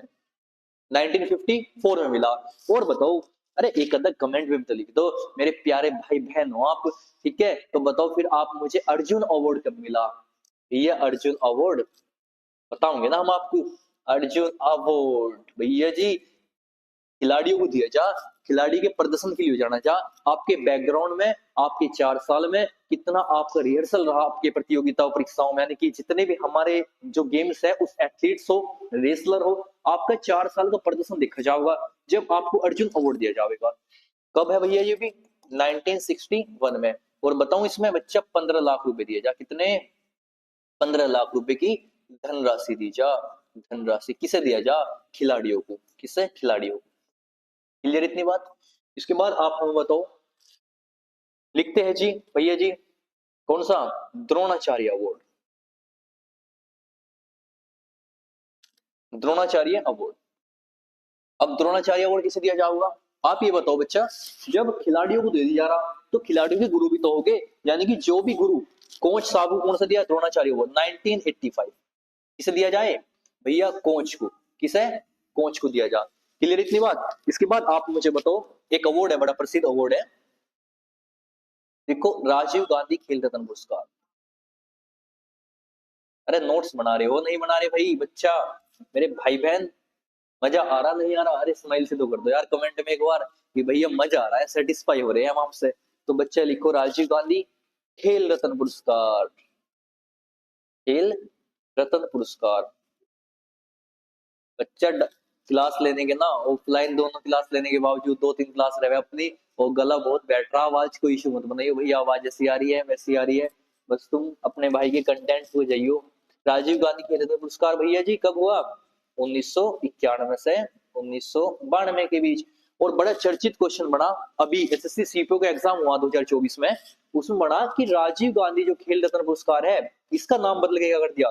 तो लिखो 2021 में इसका नाम मेजर ध्यानचंद कर दिया। क्या कर दिया? मेजर ध्यानचंद अवार्ड कर दिया। कब बच्चा? 2021 में। अरे दिग्गा नीचे का और अली बोल रहा हूँ बच्चे, इस पे भी चले जाइयो।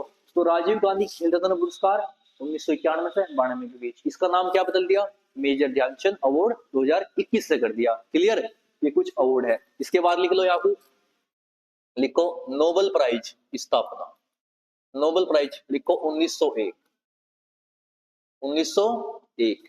इतनी बात क्लियर हुई? अब ये कौन सा है भैया जी? ये लिखो रमन मैग्सेसे। कौन सा है? रमन मैग्सेसे। तो पूछेगा रमन मैग्सेसे की शुरुआत कब हुई? भैया जी 1957 में हुई। इतनी बात क्लियर हुई? इसके बाद अब ये वाला कौन सा? 1969 वाला, यो है दादा साहब फाल्के अवार्ड। सिनेमा में दिया जा बच्चा ये वाला अवार्ड, सिनेमा में, यानी कि जो हमारे हॉलीवुड में एक्टर है ना, जैसे आपको बताऊं मिथुन चक्रवर्ती को मिला 2024 में, जो 1969 वाला अवार्ड है द्रोणाचार्य, कौन सा भैया? Dada Saheb Phalke award. Dada Saheb Phalke award. Dada Saheb Phalke award 1969, 1957 Raman Magsaysay. और 1961 हुई ज्ञानपीठ। 1972 में भैया जी बोरलोग पुरस्कार है, कृषि के क्षेत्र में दिया जा। लिख लियो अपने नोट्स में, बोरलोग पुरस्कार। बोरलोग पुरस्कार, ठीक है? कौन सा लिखोगे भैया? बोरलोग पुरस्कार। बोरलोग पुरस्कार कृषि के क्षेत्र में दिया जा। क्लियर हमारा डाटा? तो भैया जी नोट्स बनाते चलो। राजीव गांधी ने बताई थी आपको। नेक्स्ट क्वेश्चन है साथियों, आओ नेक्स्ट क्वेश्चन बच्चा, क्वेश्चन नंबर 12। ऋग्वेद की मूल लिपि क्या थी? बताओ बच्चा। प्राचीन, वैदिक, क्या थी? देवनागरी? अरे नहीं भैया, ये तो हिंदी की है। प्रोष्टी नहीं, पाली नहीं, कौन सी थी? ब्राह्मणी। कौन सी थी? ब्राह्मणी लिपि। थोड़ा वेदों के बारे में बताओ। जो हमारे वेद है प्राचीन में, कितने वेद है? तो भैया आप बताओगे, ऋग्वेद है, और यजुर्वेद है, सामवेद है, अथर्ववेद है। कितने वेद है? 4 वेद है। ऋग, यजु, साम, अथर्व। पूछेगा सबसे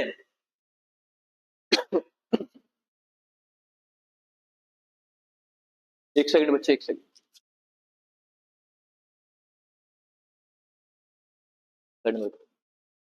बताओ जी। जो हमारे वेद है, पूछेगा सबसे प्राचीन वेद कौन सा? बोले कि भैया ऋग्वेद है। कौन सा है? ऋग्वेद। और सबसे न्यू कौन सा? सबसे न्यू है हमारा कौन सा? कौन सा? अथर्ववेद। कौन सा? अथर्ववेद। आओ तो फिर थोड़ा सा इसका पोस्टमार्टम कर दे इस क्वेश्चन का। आओ लिखो वेद। क्या बोलेंगे? वेदास। लिखो वेदास।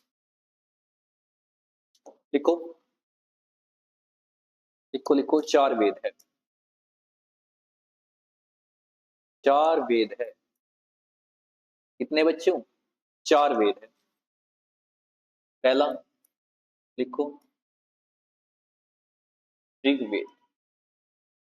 ऋग, अरे बच्चा ऋग नहीं, ऋग्वेद। क्या हो रहा है? ऋग्वेद। दूसरा लिखो, इसके बाद लिखो यजुर्वेद। तीसरा लिखो सामवेद। फोर्थ लिखो अथर्ववेद। कितने वेद है? 4 हमारे। अब मैं इनके उपवेद लिखवा रहा हूं। लिखो वेदों के उपवेद। वेदों के उपवेद बहुत पूछे जा परीक्षा में बाबू। कई परीक्षाएं, अभी यूपी पुलिस की परीक्षा हुई, मैं आपको बताऊं, अथर्ववेद का उपवेद पूछ रखा था। तो लिखो उपवेद इनके। ऋग्वेद का उपवेद लिखो उपवेद आयुर्वेद। कौन सा है? आयुर्वेद। सेकंड लिखो यजुर्वेद। थर्ड लिखो कौन सा है? सामवेद। सामवेद का कौन सा? गंधर्ववेद। और फोर्थ बताओ अथर्ववेद। अथर्ववेद। और इसका कौन सा हो जाएगा बच्चे अथर्ववेद का? भैया जी गंधर्ववेद होगा। इसका बताओ अथर्ववेद का, यजुर्वेद का कौन सा? जल्दी बताओ, आंसर आना चाहिए भैया। इसका हो जाएगा शिल्प वेद। शिल्प वेद। और इसका कौन सा हो जाएगा? इसका कमेंट बॉक्स में तुम्हारा आंसर आना चाहिए। क्लियर इतनी बात? और बताओ इसके बाद। इसके बाद लिखो इसका धनुर्वेद। आप तो आंसर देते नहीं बच्चों। धनुर्वेद। इसके बाद हमारे कितने वेद है? 4। वेदांग कितने हैं हमारे? साइड में लिखो यहाँ पे, रफ कर रामेश वाले को, अगर आपको नोट होगा। लिखो वेदांग। कितने वेदांग? 6। कितने बच्चों? 6 है। बताओ कौन कौन से? भैया कल्प है, ज्योतिष है, निरुक्त है, छंद है, शिक्षा है, और बताओ एक कौन सा भैया? एक कौन सा है? जल्दी बताओ कितने हो गए? 6 पूछेगा। ऋग्वेद में, ऋग्वेद में पूछेगा, ऋग्वेद में मंडल कितने? तो कितने जवाब दोगे आप भैया? 10। क्लियर इतनी बात? इसके बाद आप लिखो, इसमें क्वेश्चन लिखो पुराण कितने हमारे? लिखो 18। उपनिषद कितने? लिखो बच्चों 108। और सबसे बड़ा उपनिषद कौन सा? वृहदारण्यक उपनिषद है। क्लियर इतनी बात? और अगर आप बात करोगे, आपने देखा हो जितने भी हमारे पुलिस महकमा है उसमें अशोक स्तंभ का साइन देखा, तो वो कौन सा लिया गया? सत्यमेव जयते से। कौन सा है? मंडू के उपनिषद। कौन सा? मुंडू के उपनिषद। तो सबसे छोटा कौन सा? मंडू को। और सत्यमेव जयते मुंडू को उपनिषद से। सबसे बड़ा उपनिषद कौन सा हमारा भैया जी? कौन सा? कौन सा? वृहदारण्यक उपनिषद है। और सबसे पुराना पूछ ले, छांदो के उपनिषद है। लिखने की जरूरत नहीं डाटा, इतना बस याद रखो। उपनिषद कितने हैं भैया जी? 108 है। वेदांग 6 है। वेद कितने हैं भैया? वेद अभी तो बताइए आपने। कितने बताए? 4 बताए। इसके बाद जो ऋग्वेद है हमारा, इसमें लिखो सूक्त कितने हैं? लिखो 1028। इसमें लिखो रचनाएं कितनी है? क्या लिखेंगे? रचनाएं। लिखो कितनी मिलेगी? या तो 10462 या मिलेगी तुम्हें 10580। ये कुछ रचनाएं है। क्लियर? और उपवेद बताई थी पाली। अरे हिंदी का पता है तुम्हें विकास कैसा हुआ? पहले पाली, प्राकृत, संस्कृत, पाली, प्राकृत, अपभ्रंश, अवट और हिंदी। नेक्स्ट क्वेश्चन चलते हैं साथियों। हमारा क्वेश्चन नंबर है 30। पढ़ो। भारतीय संविधान के अनुच्छेद 112 के तहत, भारतीय संविधान के अनुच्छेद 112 के तहत तैयार वार्षिक वित्तीय है। क्या हमारे देश में ऐसा कोई नाम है? क्या हमारे देश में बजट पेश होता है? होता तो है भैया, लेकिन हमारे देश का तो नाम बस ये है। तो वार्षिक वित्तीय से क्या मतलब है? बजट से। लेकिन हमारा जो है बजट पेश तो होता है, क्योंकि हर साल जो डाटा निकल का, मान लो 2026 है, तो 2026 में जो हमारे वित्त मंत्री रहेंगे, वित्त मंत्री बजट पेश करेंगे। और जब वे बजट पेश करेंगे बच्चों, बजट पेश होगा 1 फरवरी के, यानी फरवरी के मंथ के शुरू सप्ताह में ही होले। शुरुआती वीक माहौल है, कौन पेश करे? वित्त मंत्री। तो बजट हमारे देश का कोई वर्ड नहीं है, मैं आपको बताऊं, जो बजट नाम है, बजट एक फ्रांस देश का नाम है, और इसे ही हमारे देश में क्या बोला जा? वार्षिक वित्तीय विवरण। तो बताओ बजट किस देश का नाम है भैया? फ्रांस का, जिसका अर्थ है थैला। क्या अर्थ है? थैला। अर्थ क्या हुआ इसका? थैला। हमारे भारत में क्या बोला जाए इसे? भैया वार्षिक वित्तीय विवरण। कौन से आर्टिकल में हमारे? भैया आर्टिकल लिखो, अनुच्छेद 112 में, 112 में। और धन विधेयक कौन से आर्टिकल में? लिखो आर्टिकल 110 में। वित्त विधेयक लिखो आर्टिकल 117 में। क्लियर? थोड़ा सा बजट का पोस्टमार्टम कर दे, आओ फिर लिखो। भारत में सबसे पहला बजट, भारत में सबसे पहला बजट 1860 में किसने? जेम्स विल्सन ने पेश करा। ने पेश करा बच्चा? James Wilson.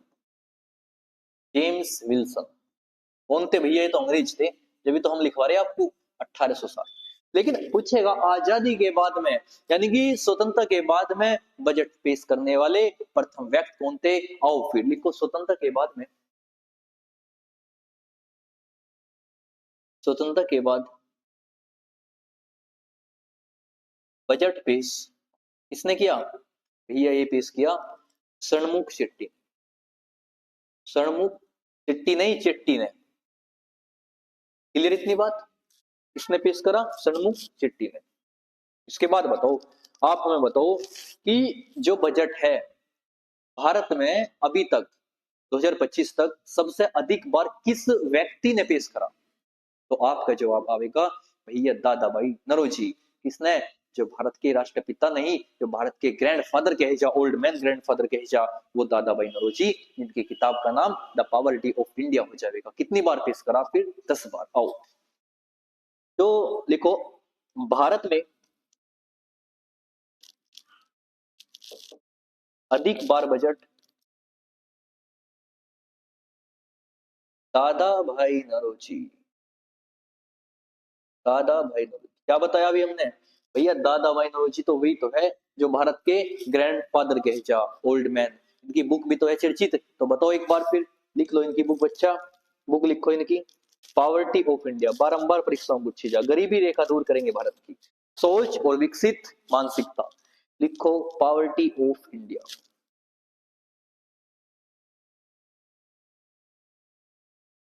कितनी बार बजट पेश करा इन्होंने? अधिक बार का बात आएगी तो लिख लो फिर भैया 10 बार पेश करा। कितनी? 10 बार। अब हमारा आपसे क्वेश्चन है बच्चों कि भारत में प्रथम महिला कौन थी बजट पेश करती? लिखो तो फिर, प्रथम महिला जिसने बजट पेश करा,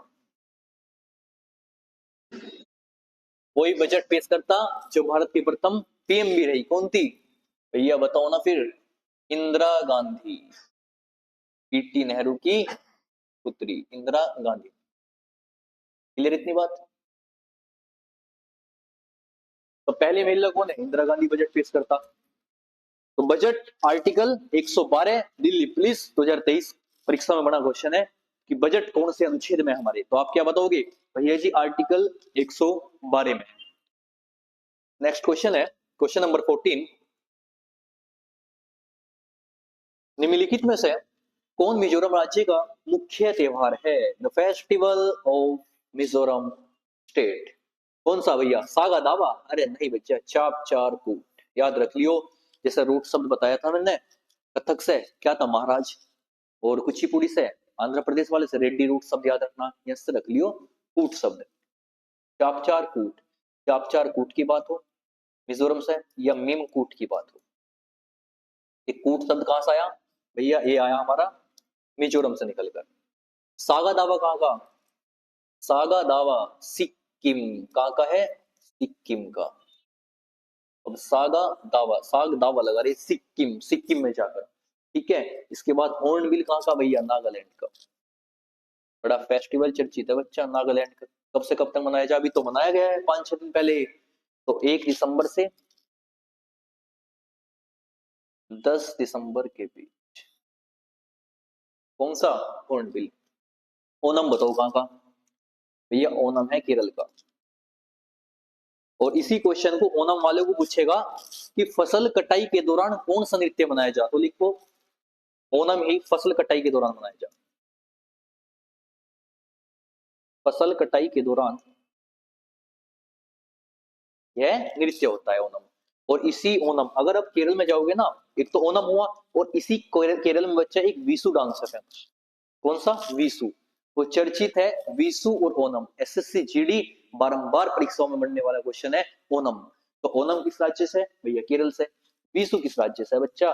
केरल से। के बाद चापचारकूट मिमकूट हमारे मिजोरम से, सागा दावा सिक्किम से, और हॉर्नबिल नागालैंड से। और बताओ, चले आगे। नेक्स्ट क्वेश्चन है साथियों, क्वेश्चन नंबर 15 पढ़ो। कालबेलिया नृत्य निम्नलिखित में से किस राज्य का लोक नृत्य है? कालबेलिया। काल आ गया क्या देख के? भैया भैया सांप को देख के क्या आ गया था? काल। तो सांप सपेरा जनजाति का है बच्चे से। किस राज्य से बताओ जल्दी? भैया राजस्थान में। और ये कालबेलिया डांस कौन करे ऐसे? सपेरा समुदाय। सपेरा समुदाय करे ऐसे।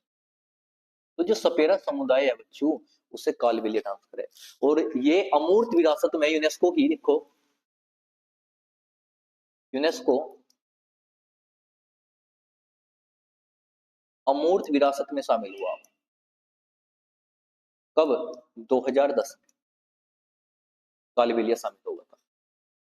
तो बताओ आप मुझे, हिमाचल प्रदेश राजस्थान से और भी तो है डांस। हाँ जी भैया, घूमर भी तो है।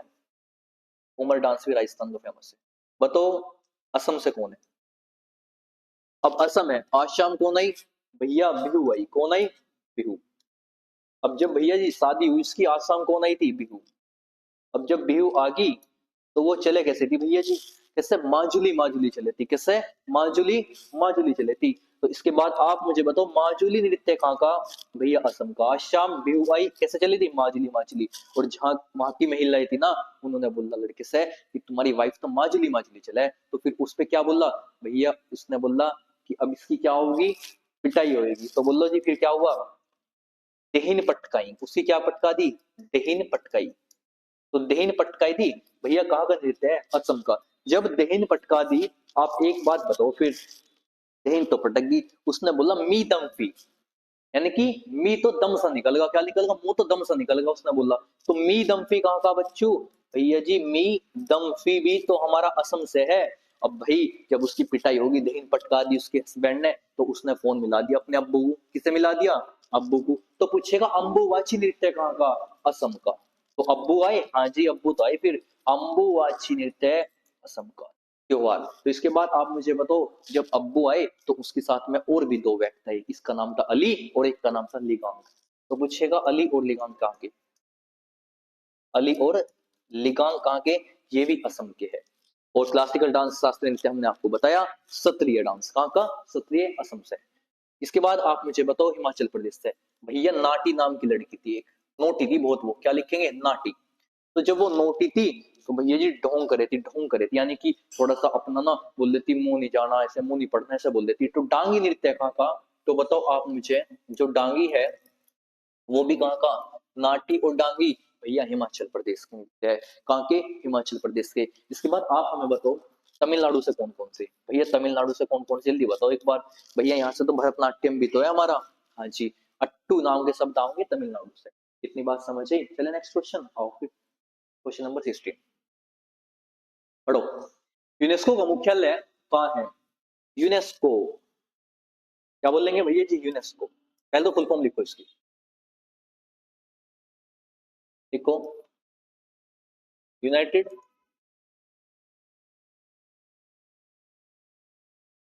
लिखो United nation educational educational United nation educational scientific, क्या बोलेंगे? साइंटिफिक और कल्चरल। क्या बोलेंगे बच्चों? कल्चरल। एक बार रुको, अब लिखो। अब दिख रहा है बोर्ड पे? पुलिस की नारी है अब? आओ तो फिर, आओ जी, अब लिखो यूनेस्को। यूनेस्को क्या बताई थी हमने अभी आपको? भैया लिखेंगे तो यूनेस्को में तो क्या बदला? United nation educational scientific cultural, और ओ से ऑर्गेनाइजेशन।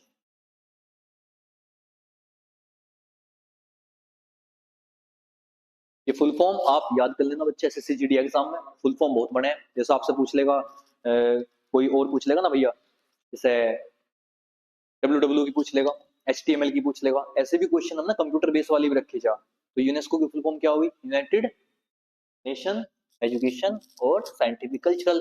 तो बताओ यूनेस्को की स्थापना कब हुई? लिखो यूनेस्को की स्थापना। यूनेस्को की स्थापना, द ऑर्गेनाइजेशन बाय यूनेस्को, लिखो 16 नवंबर 1945 को हुई। यूनेस्को की स्थापना 16 नवंबर 1945 को हुई। और इसी यूनेस्को का हेडक्वार्टर, लिखो यूनेस्को का हेडक्वार्टर कहाँ है भैया? ये तो पूछा मुख्यालय पेरिस में। कहाँ लिख देंगे? पेरिस में। यूनेस्को का हेडक्वार्टर कहाँ है? पेरिस में। अब पेरिस कहाँ की जगह बताई थी हमने आपको? भैया बताओ ना फिर। तो लिखेंगे बच्चा, भैया जी फ्रांस जाना पड़ेगा अगर पेरिस में जाना तो हमें भी। लिखो भारत में यूनेस्को की स्थापना।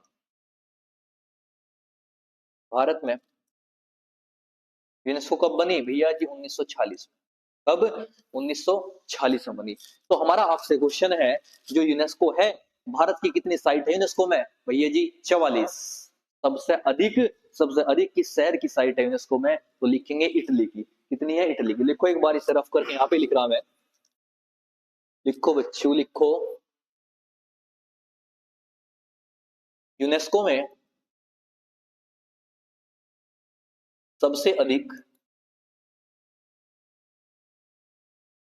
किस देश से? इटली से। तो बताओ ना फिर, जबरदस्त आंसर आना चाहिए। भैया इटली से कितनी? 60। कितनी है? लिखो 60। चीन से सेकंड नंबर पर चीन है। कितनी है चीन से? लिखो 59। कितनी? 59। और अपने प्यारे भारत से कितनी है भाई? लिखो 44। तो भारत से लिखो बच्चा, इंडिया, भारत, लिखो भारत से 44। 44 भी तीन चीज में डिवाइड होगी है। पहले लिखो सांस्कृतिक, कितनी है? 36। फिर लिखो प्राकृतिक, कितनी है प्राकृतिक हमारी? बोलो प्राकृतिक है भैया हमारी 7। कितनी है? 7। और इसके बाद एक है हमारी मिश्रित। कितनी है बच्चों? एक है मिश्रित भैया। कितनी? अब एक मिश्रित जो है ना, ये कौन सी है? लिखो कंचनजंगा। और कंचनजंगा कहाँ है? सिक्किम में। क्या नीचे का बोर्ड का बच्चा? सिक्किम में। कब शामिल हुई? 2016 में। क्लियर इतनी बात? तो कंचनजंगा कहाँ की? सिक्किम की। कौन सी? मिश्रित। बड़ा चर्चित क्वेश्चन है आपके, ट्रेंड कर रहा है 2025 में बच्चा, 26 में 27 तक करेगा। तो बताओ फिर कंचनजंगा कहाँ की है? सिक्किम की भैया। 2016 में, यानी कि 2016 में शामिल हुई। तो कुछ साइट बताओ आप मुझे, मैं आपसे पूछ लूं। तो बताओ फिर, आप हमें बताओ पहली साइट कौन सी है यूनेस्को में? लिखो भारत की, भारत की पहली साइट कौन सी शामिल हुई? जल्दी बताओ। भारत की, भारत की पहली साइट कौन सी शामिल हुई? बताओ जल्दी, पहली साइट यूनेस्को में। दूसरी बताओ, थर्ड बताओ, फोर्थ बताओ। ये चारों कब शामिल हुई भैया? 1983 में। नाम भी तो बताओ इनके। पहली का लिख लो भैया जी, आगरा का किला।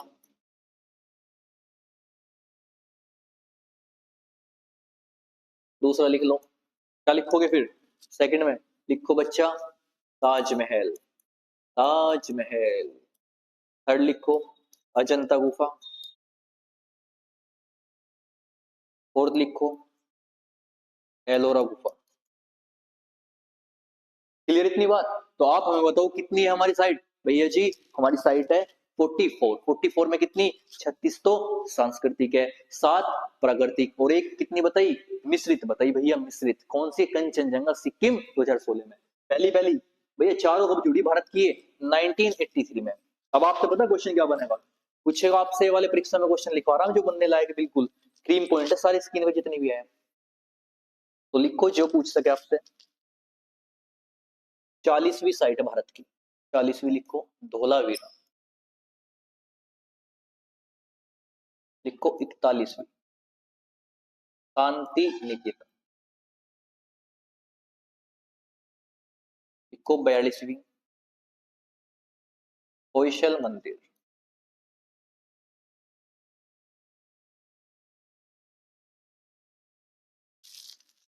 क्या लिखा? होयसल टेम्पल। टेम्पल बोले तो भैया जी मंदिर, चर्च, टेम्पल। लिखो 43वीं मोईदम। मोईदम निकलेगा आज शाम को असम से। लिखो 44वीं मराठा सैन्य। कहां से मराठा सैन्य है? भैया जी भारत की साइट है ना ये, लेकिन पूछेगा यूनेस्को में शामिल हुई कब? शामिल हुई पूछेगा बच्चा। लिख लो इसे ही। लिखो 15 जून 2025। वेरी इंपोर्टेंट क्वेश्चन है बच्चा ये वाला।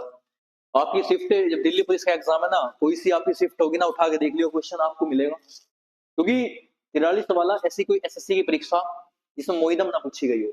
अब 44 साइड 15 जून 2025 में शामिल हुई वो मराठा सैन्य। दोनों ट्रेंड करेंगे, क्वेश्चन इंपोर्टेंट है भाई। तो हेडक्वार्टर कहाँ है इसका? भैया जी मुख्यालय कहाँ है इसका यूनेस्को का? पेरिस में। इतनी बात समझ आई? चले नेक्स्ट क्वेश्चन। आओ बच्चों, लोधी वंश का अंतिम सुल्तान कौन था? कौन था बच्चों? क्या भैया खिजर खां था? नहीं जी। सिकंदर लोधी नहीं, इब्राहिम लोधी। अब जो लोधी वंश है, एक दिल्ली डायनेस्टी हुई ये भारत में, दिल्ली सल्तनत, जिसका नाम आप लोगों ने सुना होगा। तो दिल्ली सल्तनत को देखते आज इसको पोस्टमार्टम करते हैं दिल्ली सल्तनत का। आओ जी लिखो स्टार मार्क है दिल्ली सल्तनत। दिल्ली सल्तनत। सल्तनत। अब अंतिम सुल्तान तो बता दिया कि लोधी वंश कौन? इब्राहिम लोधी। आओ पहला लिखो जी के तो। जी के तो सरल है। क्या है भैया? सरल है। हाँ जी, जी के तो सरल है। क्या लिखोगे? जी के तो सरल है। अब जी से क्या बना? लिखो जी से गुलाम वंश। क्या लिखेंगे जी? गुलाम वंश।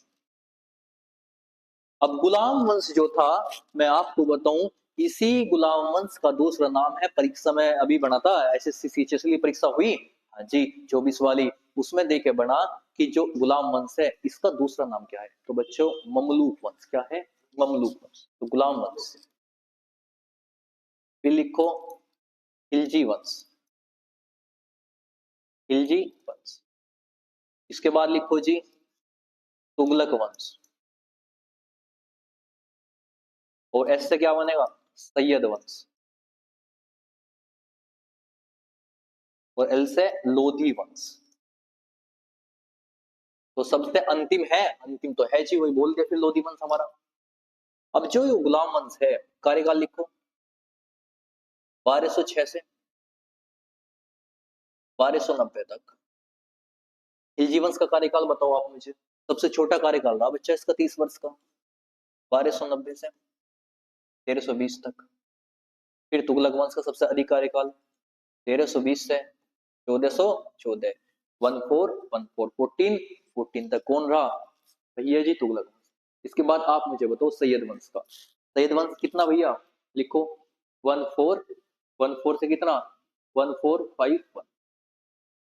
1451 तक किसका रहा? भैया जी सैयद वंश का। इसके बाद लिखो 1451 से 1526 किसका? भैया लोधी वंश का। समझ आया? तो कितने वंश हुए दिल्ली सल्तनत में? 5 वंश। क्वेश्चन बनेगा दिल्ली सल्तनत में कितने वंश हुए हमारे? तो 5 वंश हुए। पहला गुलाम, दूसरा खिलजी, तुगलक, सैयद, लोधी। कार्यकाल लिखे गए। पूछेगा सबसे छोटा और सबसे अधिक कार्यकाल किस वंश का रहा, तो लिखो तुगलक वंश का अधिक कार्यकाल, अधिक कार्यकाल का मतलब अपने पद पर अधिक रहे, इनके जो भी जागीर वो भी नाम थे, तो अधिक कार्यकाल कितने वर्ष रहा, 90 साल, 90 ईयर।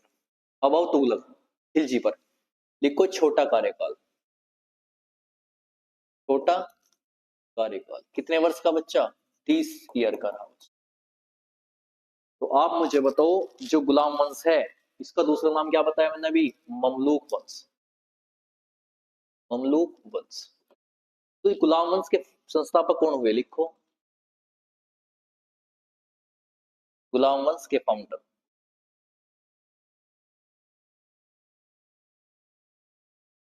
कुतुबुद्दीन ऐबक। वास्तविक संस्थापक भी तो थे, जरूरत तूने लिखवाने की, भैया इल्तुतमिश जिनकी पुत्री का नाम रजिया सुल्तान हो जाएगा। आओ तो फिर अगला है हमारा खिलजी वंश, लिखो संस्थापक जलालुद्दीन खिलजी,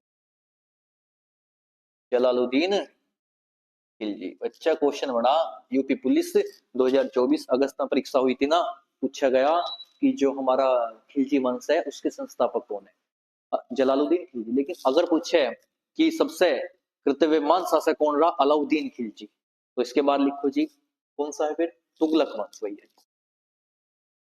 तुगलकाबाद वाले तुगलक वंश कौन रहे जी, ग्यासुद्दीन तुगलक के फाउंडर, और ग्यासुद्दीन तुगलक। और भी तो है इसमें तुगलक वंश में, हाजी मोहम्मद बिन तुगलक, फिरोज शाह तुगलक। मोहम्मद बिन तुगलक के शासनकाल में कौन आया था, मोरक्को से, बताओ जल्दी, भैया जी इब्न बतूता पहन के जूता आया था। तो बताओ सैयद वंश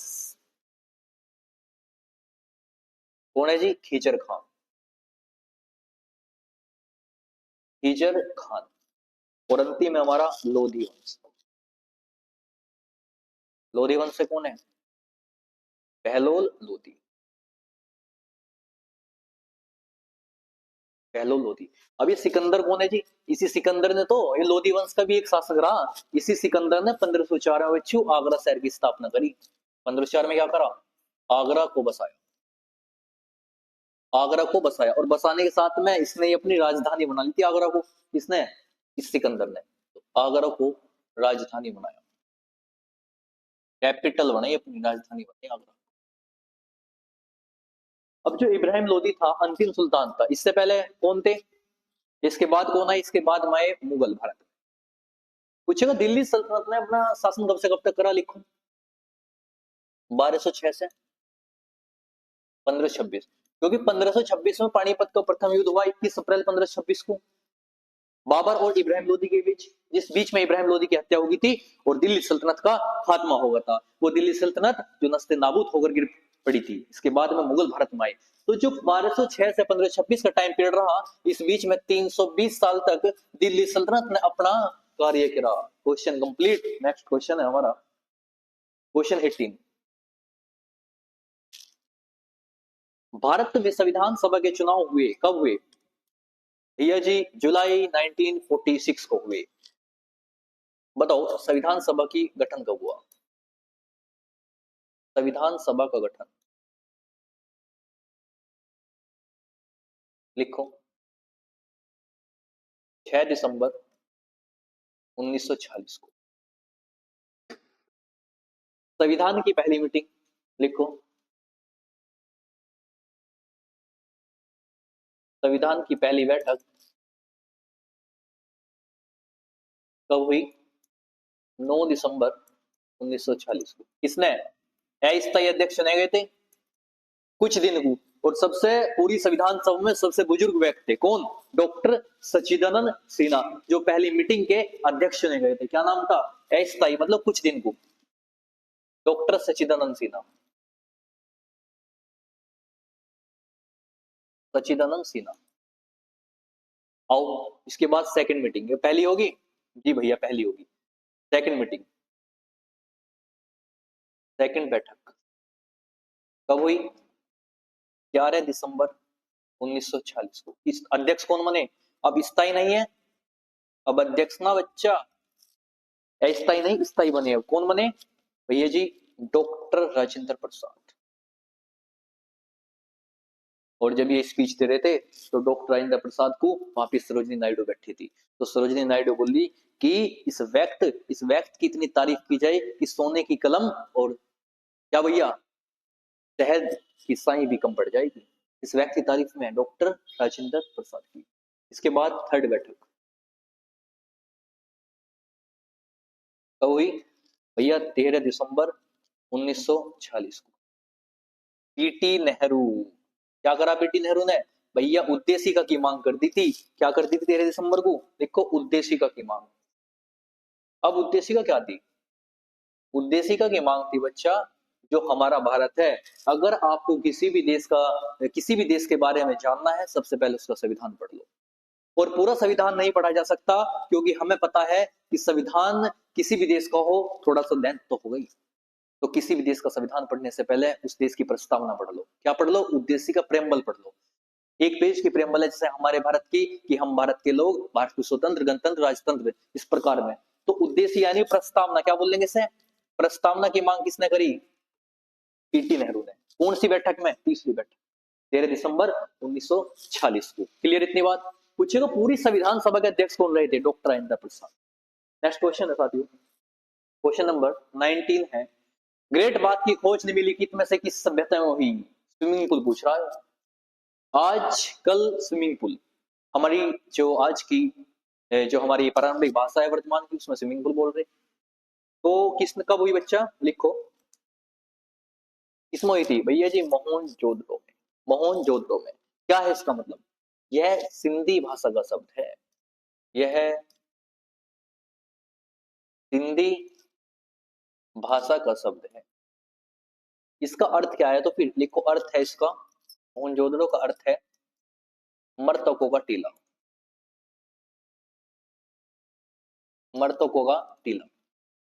क्लियर इतनी बात? कहां पे है वर्तमान में भैया? पाकिस्तान में।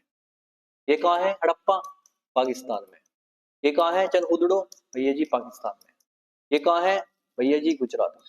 अब पूछेगा, अभी क्वेश्चन बना एसएससी जो 25 वाला एग्जाम हुआ था फरवरी में, कि लोथल से जो हमारे इंपोर्टेंट फैक्ट निकल का है, पूछेगा मानव निर्मित पहला बंदरगाह कहां है? तो लोथल में। लिखो मानव द्वारा निर्मित पहला बंदरगाह कहां है? लोथल में। इतनी बात समझ आई? अब बंदरगाह क्या हो गया भैया? पोर्ट, जहां पर हमारा एक्सपोर्ट इंपोर्ट हो गया, कुछ भी चीज आयात निर्यात होंगे ना, जहां जहाज का ठहराव हो, उसे क्या बोलते हैं? बंदरगाह। तो कौन सा बंदरगाह था? लिखो गोदीवाड़ा। कौन सा था? गोदीवाड़ा। और चावल के साक्ष्य भी यहां से प्राप्त हुए लोथल से। लिखो ना, चावल के साक्ष्य भी लोथल से प्राप्त हुए। लिखो चावल के साक्ष्य प्राप्त हुए। के बाद आप मुझे बताओ जो हड़प्पा, हड़प्पा की खोज किसने करी? लिखो 1921 में दयाराम साहनी खोज करता। खोज करता। इसके बाद लिखो मोहनजोदड़ो की खोज किसने करी भैया? लिखो 1922 में आर डी बैनर्जी। बोले तो राखल दास बैनर्जी। क्या बोलोगे? आर डी बैनर्जी को भैया जी? राखल दास बैनर्जी ने। राखल दास बैनर्जी ने कब करी? 1922 में। R D Banerjee. किस नदी पे है ये भैया? हड़प्पा। और मोहनजोदाड़ो भैया जी? सिंधु नदी पर है मोहनजोदाड़ो, और हड़प्पा रावी नदी के तट पर है। इतनी बात क्लियर हुई? नेक्स्ट क्वेश्चन चले। चलो और बताओ तुम इससे मोहनजोदाड़ो से और इंपोर्टेंट क्या निकल सके भैया? स्वास्तिक चिन्ह लिया है सही। स्वास्तिक चिन्ह देखा तुमने? ऐसे वाला, ये वाला, ये स्वास्तिक चिन्ह यहां से लिया गया। और विशाल अन्नागार यहां से ली हमने। अब भैया अन्नागार क्या हुए? अन्नागार आपके घर में देखा? अपने घर में कभी स्टोर रूम बोल रहे जिसे, उसे सिंधु घाटी सभ्यता में अन्नागार बोल रहे थे। तो क्या बोल रहे थे? विशाल अन्नागार भैया जी? Store room. स्टोर रूम वर्तमान में। इसके बाद में अगर मैं इसकी बात करूं मोहनजोदाड़ो की, और बताओ इससे क्या लिया भैया? नटराज की मूर्ति। और भी तो एक फैक्ट, हाँ जी, और लिखो यहाँ पे, देखो कांस्य की मूर्ति, कांस्य नर्तक मूर्ति, नृत्य मूर्ति। समझ आया जी, कंडीशन समझ आई। तो आंसर क्या हुआ, ग्रेट बात कहां से मिला हमें, स्विमिंग पूल, भैया जी मोहनजोदाड़ो से। कहां से, मोहनजोदाड़ो से। नेक्स्ट क्वेश्चन है साथियों, आज का अंतिम क्वेश्चन है, और मैं आप लोगों को बताऊं, सेम वही प्रोसेस है जो आपके एसएससी जीडी में 20 क्वेश्चन बनते हैं जीएस के, जैसे कि मैंने आपको शुरुआती क्लास में बताया था, 20 क्वेश्चन हम फिक्स रखेंगे अपने। लेकिन एग्जाम चाहे कोई सा भी हो, एसएससी के ओरिएंटेड, सीएचएसएल हो, एमटीएस हो, जीडी हो, सीजीएल हो, आपका यूपी पुलिस हो, एक्सेप्टर होमगार्ड हो, आओ जी क्वेश्चन दिल्ली पुलिस हो, पूछा गया क्वेश्चन है हमारा, पढ़ो एक बार। क्वेश्चन बनाया हमारा, मूल रूप से भारत के संविधान में कितनी अनुसूची थी। अब मूल रूप की बात हुई, लेकिन आधुनिक तो 12 है भैया, लेकिन मूल रूप से कितनी थी, तो लिखेंगे जी मूल रूप से 8 थी। कितनी थी, 8 थी। तो आओ पहले क्वेश्चन पे, लेकिन अब टोटल कितनी है, लिखो टोटल अनुसूची 12 है। अब मैं 12 की 12 लिखवाने जा रहा, एक बार मस्ती मत डाल देना अपने, और अपने नोट्स को प्रीफर करते जाना, अपने नोट्स बनाते जाना, क्योंकि हैंड रिटन बेस्ट है अपना, जितना घिसोगे उतना चमकोगे, ये पढ़ जाने चाहिए तुम्हारे, यहाँ पढ़ दे। आओ तो पहली लिखो बच्चा, संघ एवं राज्य क्षेत्र, पहली अनुसूची है संघ एवं राज्य क्षेत्र। दूसरी लिखो वेतन, क्या भैया, सैलरी। तीसरी लिखो शपथ, क्या बोल लेंगे, ओथ, क्या बोल लेंगे, ओथ, शपथ को। आओ फोर्थ लिखो राज्यसभा में सीटों का बंटवारा, राज्यसभा में इसका सीटों का बंटवारा, सीटों का बंटवारा किसमें, राज्यसभा में, अलग अलग राज्य है, सीटों का बंटवारा। फिफ्थ लिखो SC ST, schedule tribe, schedule tribe, schedule caste, schedule caste, schedule tribe, SC ST समझ आएगा, क्या बोल रहे भैया, शेड्यूल कास्ट, शेड्यूल ट्राइब। इसके बाद आओ छठा, छठी अनुसूची लिखो, छठी लिखो एटीएमएम, इससे क्या बनेगा, असम, त्रिपुरा, विशेष दर्जा प्राप्त है बच्चा इन चारों राज्यों को, असम, त्रिपुरा और मेघालय, मिजोरम। आठवीं लिखो, सॉरी सातवीं लिखो सूची प्रणाली, कौन कौन सी, कौन कौन सी सूची है हमारी, बताओ ना फिर एक बार, लिखो केंद्र सूची,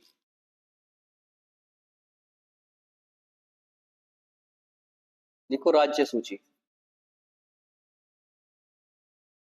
लिखो समवर्ती सूची। क्लियर इतनी बात। इसके बाद आठवीं में भाषा, आठवीं अनुसूची क्या बोलती है, लैंग्वेज प्रोसेस, भाषाई। नौवीं लिखो भूमि सुधार, पहला संशोधन हुआ था 1951 में भूमि सुधार पे। 10वीं लिखो दल बदल, अब दल बदल क्या भैया, आज मान लो कोई पार्टी है, एक्सेप्टर नाम लेने के, मान लो ए नाम की पार्टी है, और ए नाम की पार्टी में कोई व्यक्ति है, वो उसमें अपना ज्वाइन है, लेकिन वो कभी सोच रहा कि मैं तो सी नाम की पार्टी में जाऊं, डी नाम की में जाऊं, तो दल क्या कर दिया, बदल दिया। तो दल बदल किसमें, भैया जी दल बदल सकते हो आप अपना, पॉलिटिक्स राजनीति में भी दल बदल, भैया जी 10वीं अनुसूची। 11वीं में बताओ, अब 11 बजे तक क्या क्या लगेगा गाँव में जब चुनाव हुआ है, भैया पंचायत लगे, क्या लगे 11 बजे तक, पंचायत। और 12वीं में नगर पालिका, नगर पालिका। क्लियर, 12 की 12 अनुसूची पूछेगा, वर्तमान में संविधान में कितनी अनुसूची, तो आपका जवाब आना चाहिए भैया 12 अनुसूची है। लेकिन पूछेगा मूल संविधान में कितनी अनुसूची, तो मेरे दोस्त, मेरे मित्र, एक बार जवाब आना चाहिए आप लोगों का कि भैया जी मूल संविधान में तो 8 अनुसूची थी, और मैं बताऊं आपको 8 की 8 नहीं, हमने तो 12 की डिलीवर कर दी आपको, ये 12 की 12 अनुसूची है। तो साथियों जैसे कि आपको बताया क्वेश्चन कंप्लीट है, और जो क्वेश्चन कंप्लीट है उसके आधार पर मैं आपको बताऊं, जो क्वेश्चन है हमारे 20 SSCGD की। एक बार कमेंट बॉक्स में लिखना कि आपको कैसा लगा, मजा आया नहीं आया हमारे प्रैक्टिस सेट से। और एक बार वाह वाह हो जा, एक प्यारी सी शायरी आप लोगों के दिल और मस्तिष्क पर जानी चाहिए कि ये इश्क के किस्से ना छेड़ो दोस्तों, ये इश्क के किस्से ना छेड़ो दोस्तों, इसी मैदान में हारा था कभी। ये इश्क के किस्से ना छेड़ो दोस्तों, इसी मैदान में हारा था कभी। और कौन कह सकता है, कौन कह सकता है, वो वही है जो हमारा था कभी। तो ठीक है दोस्तों, ख्याल रखो अपना। जय हिंद, जय भारत।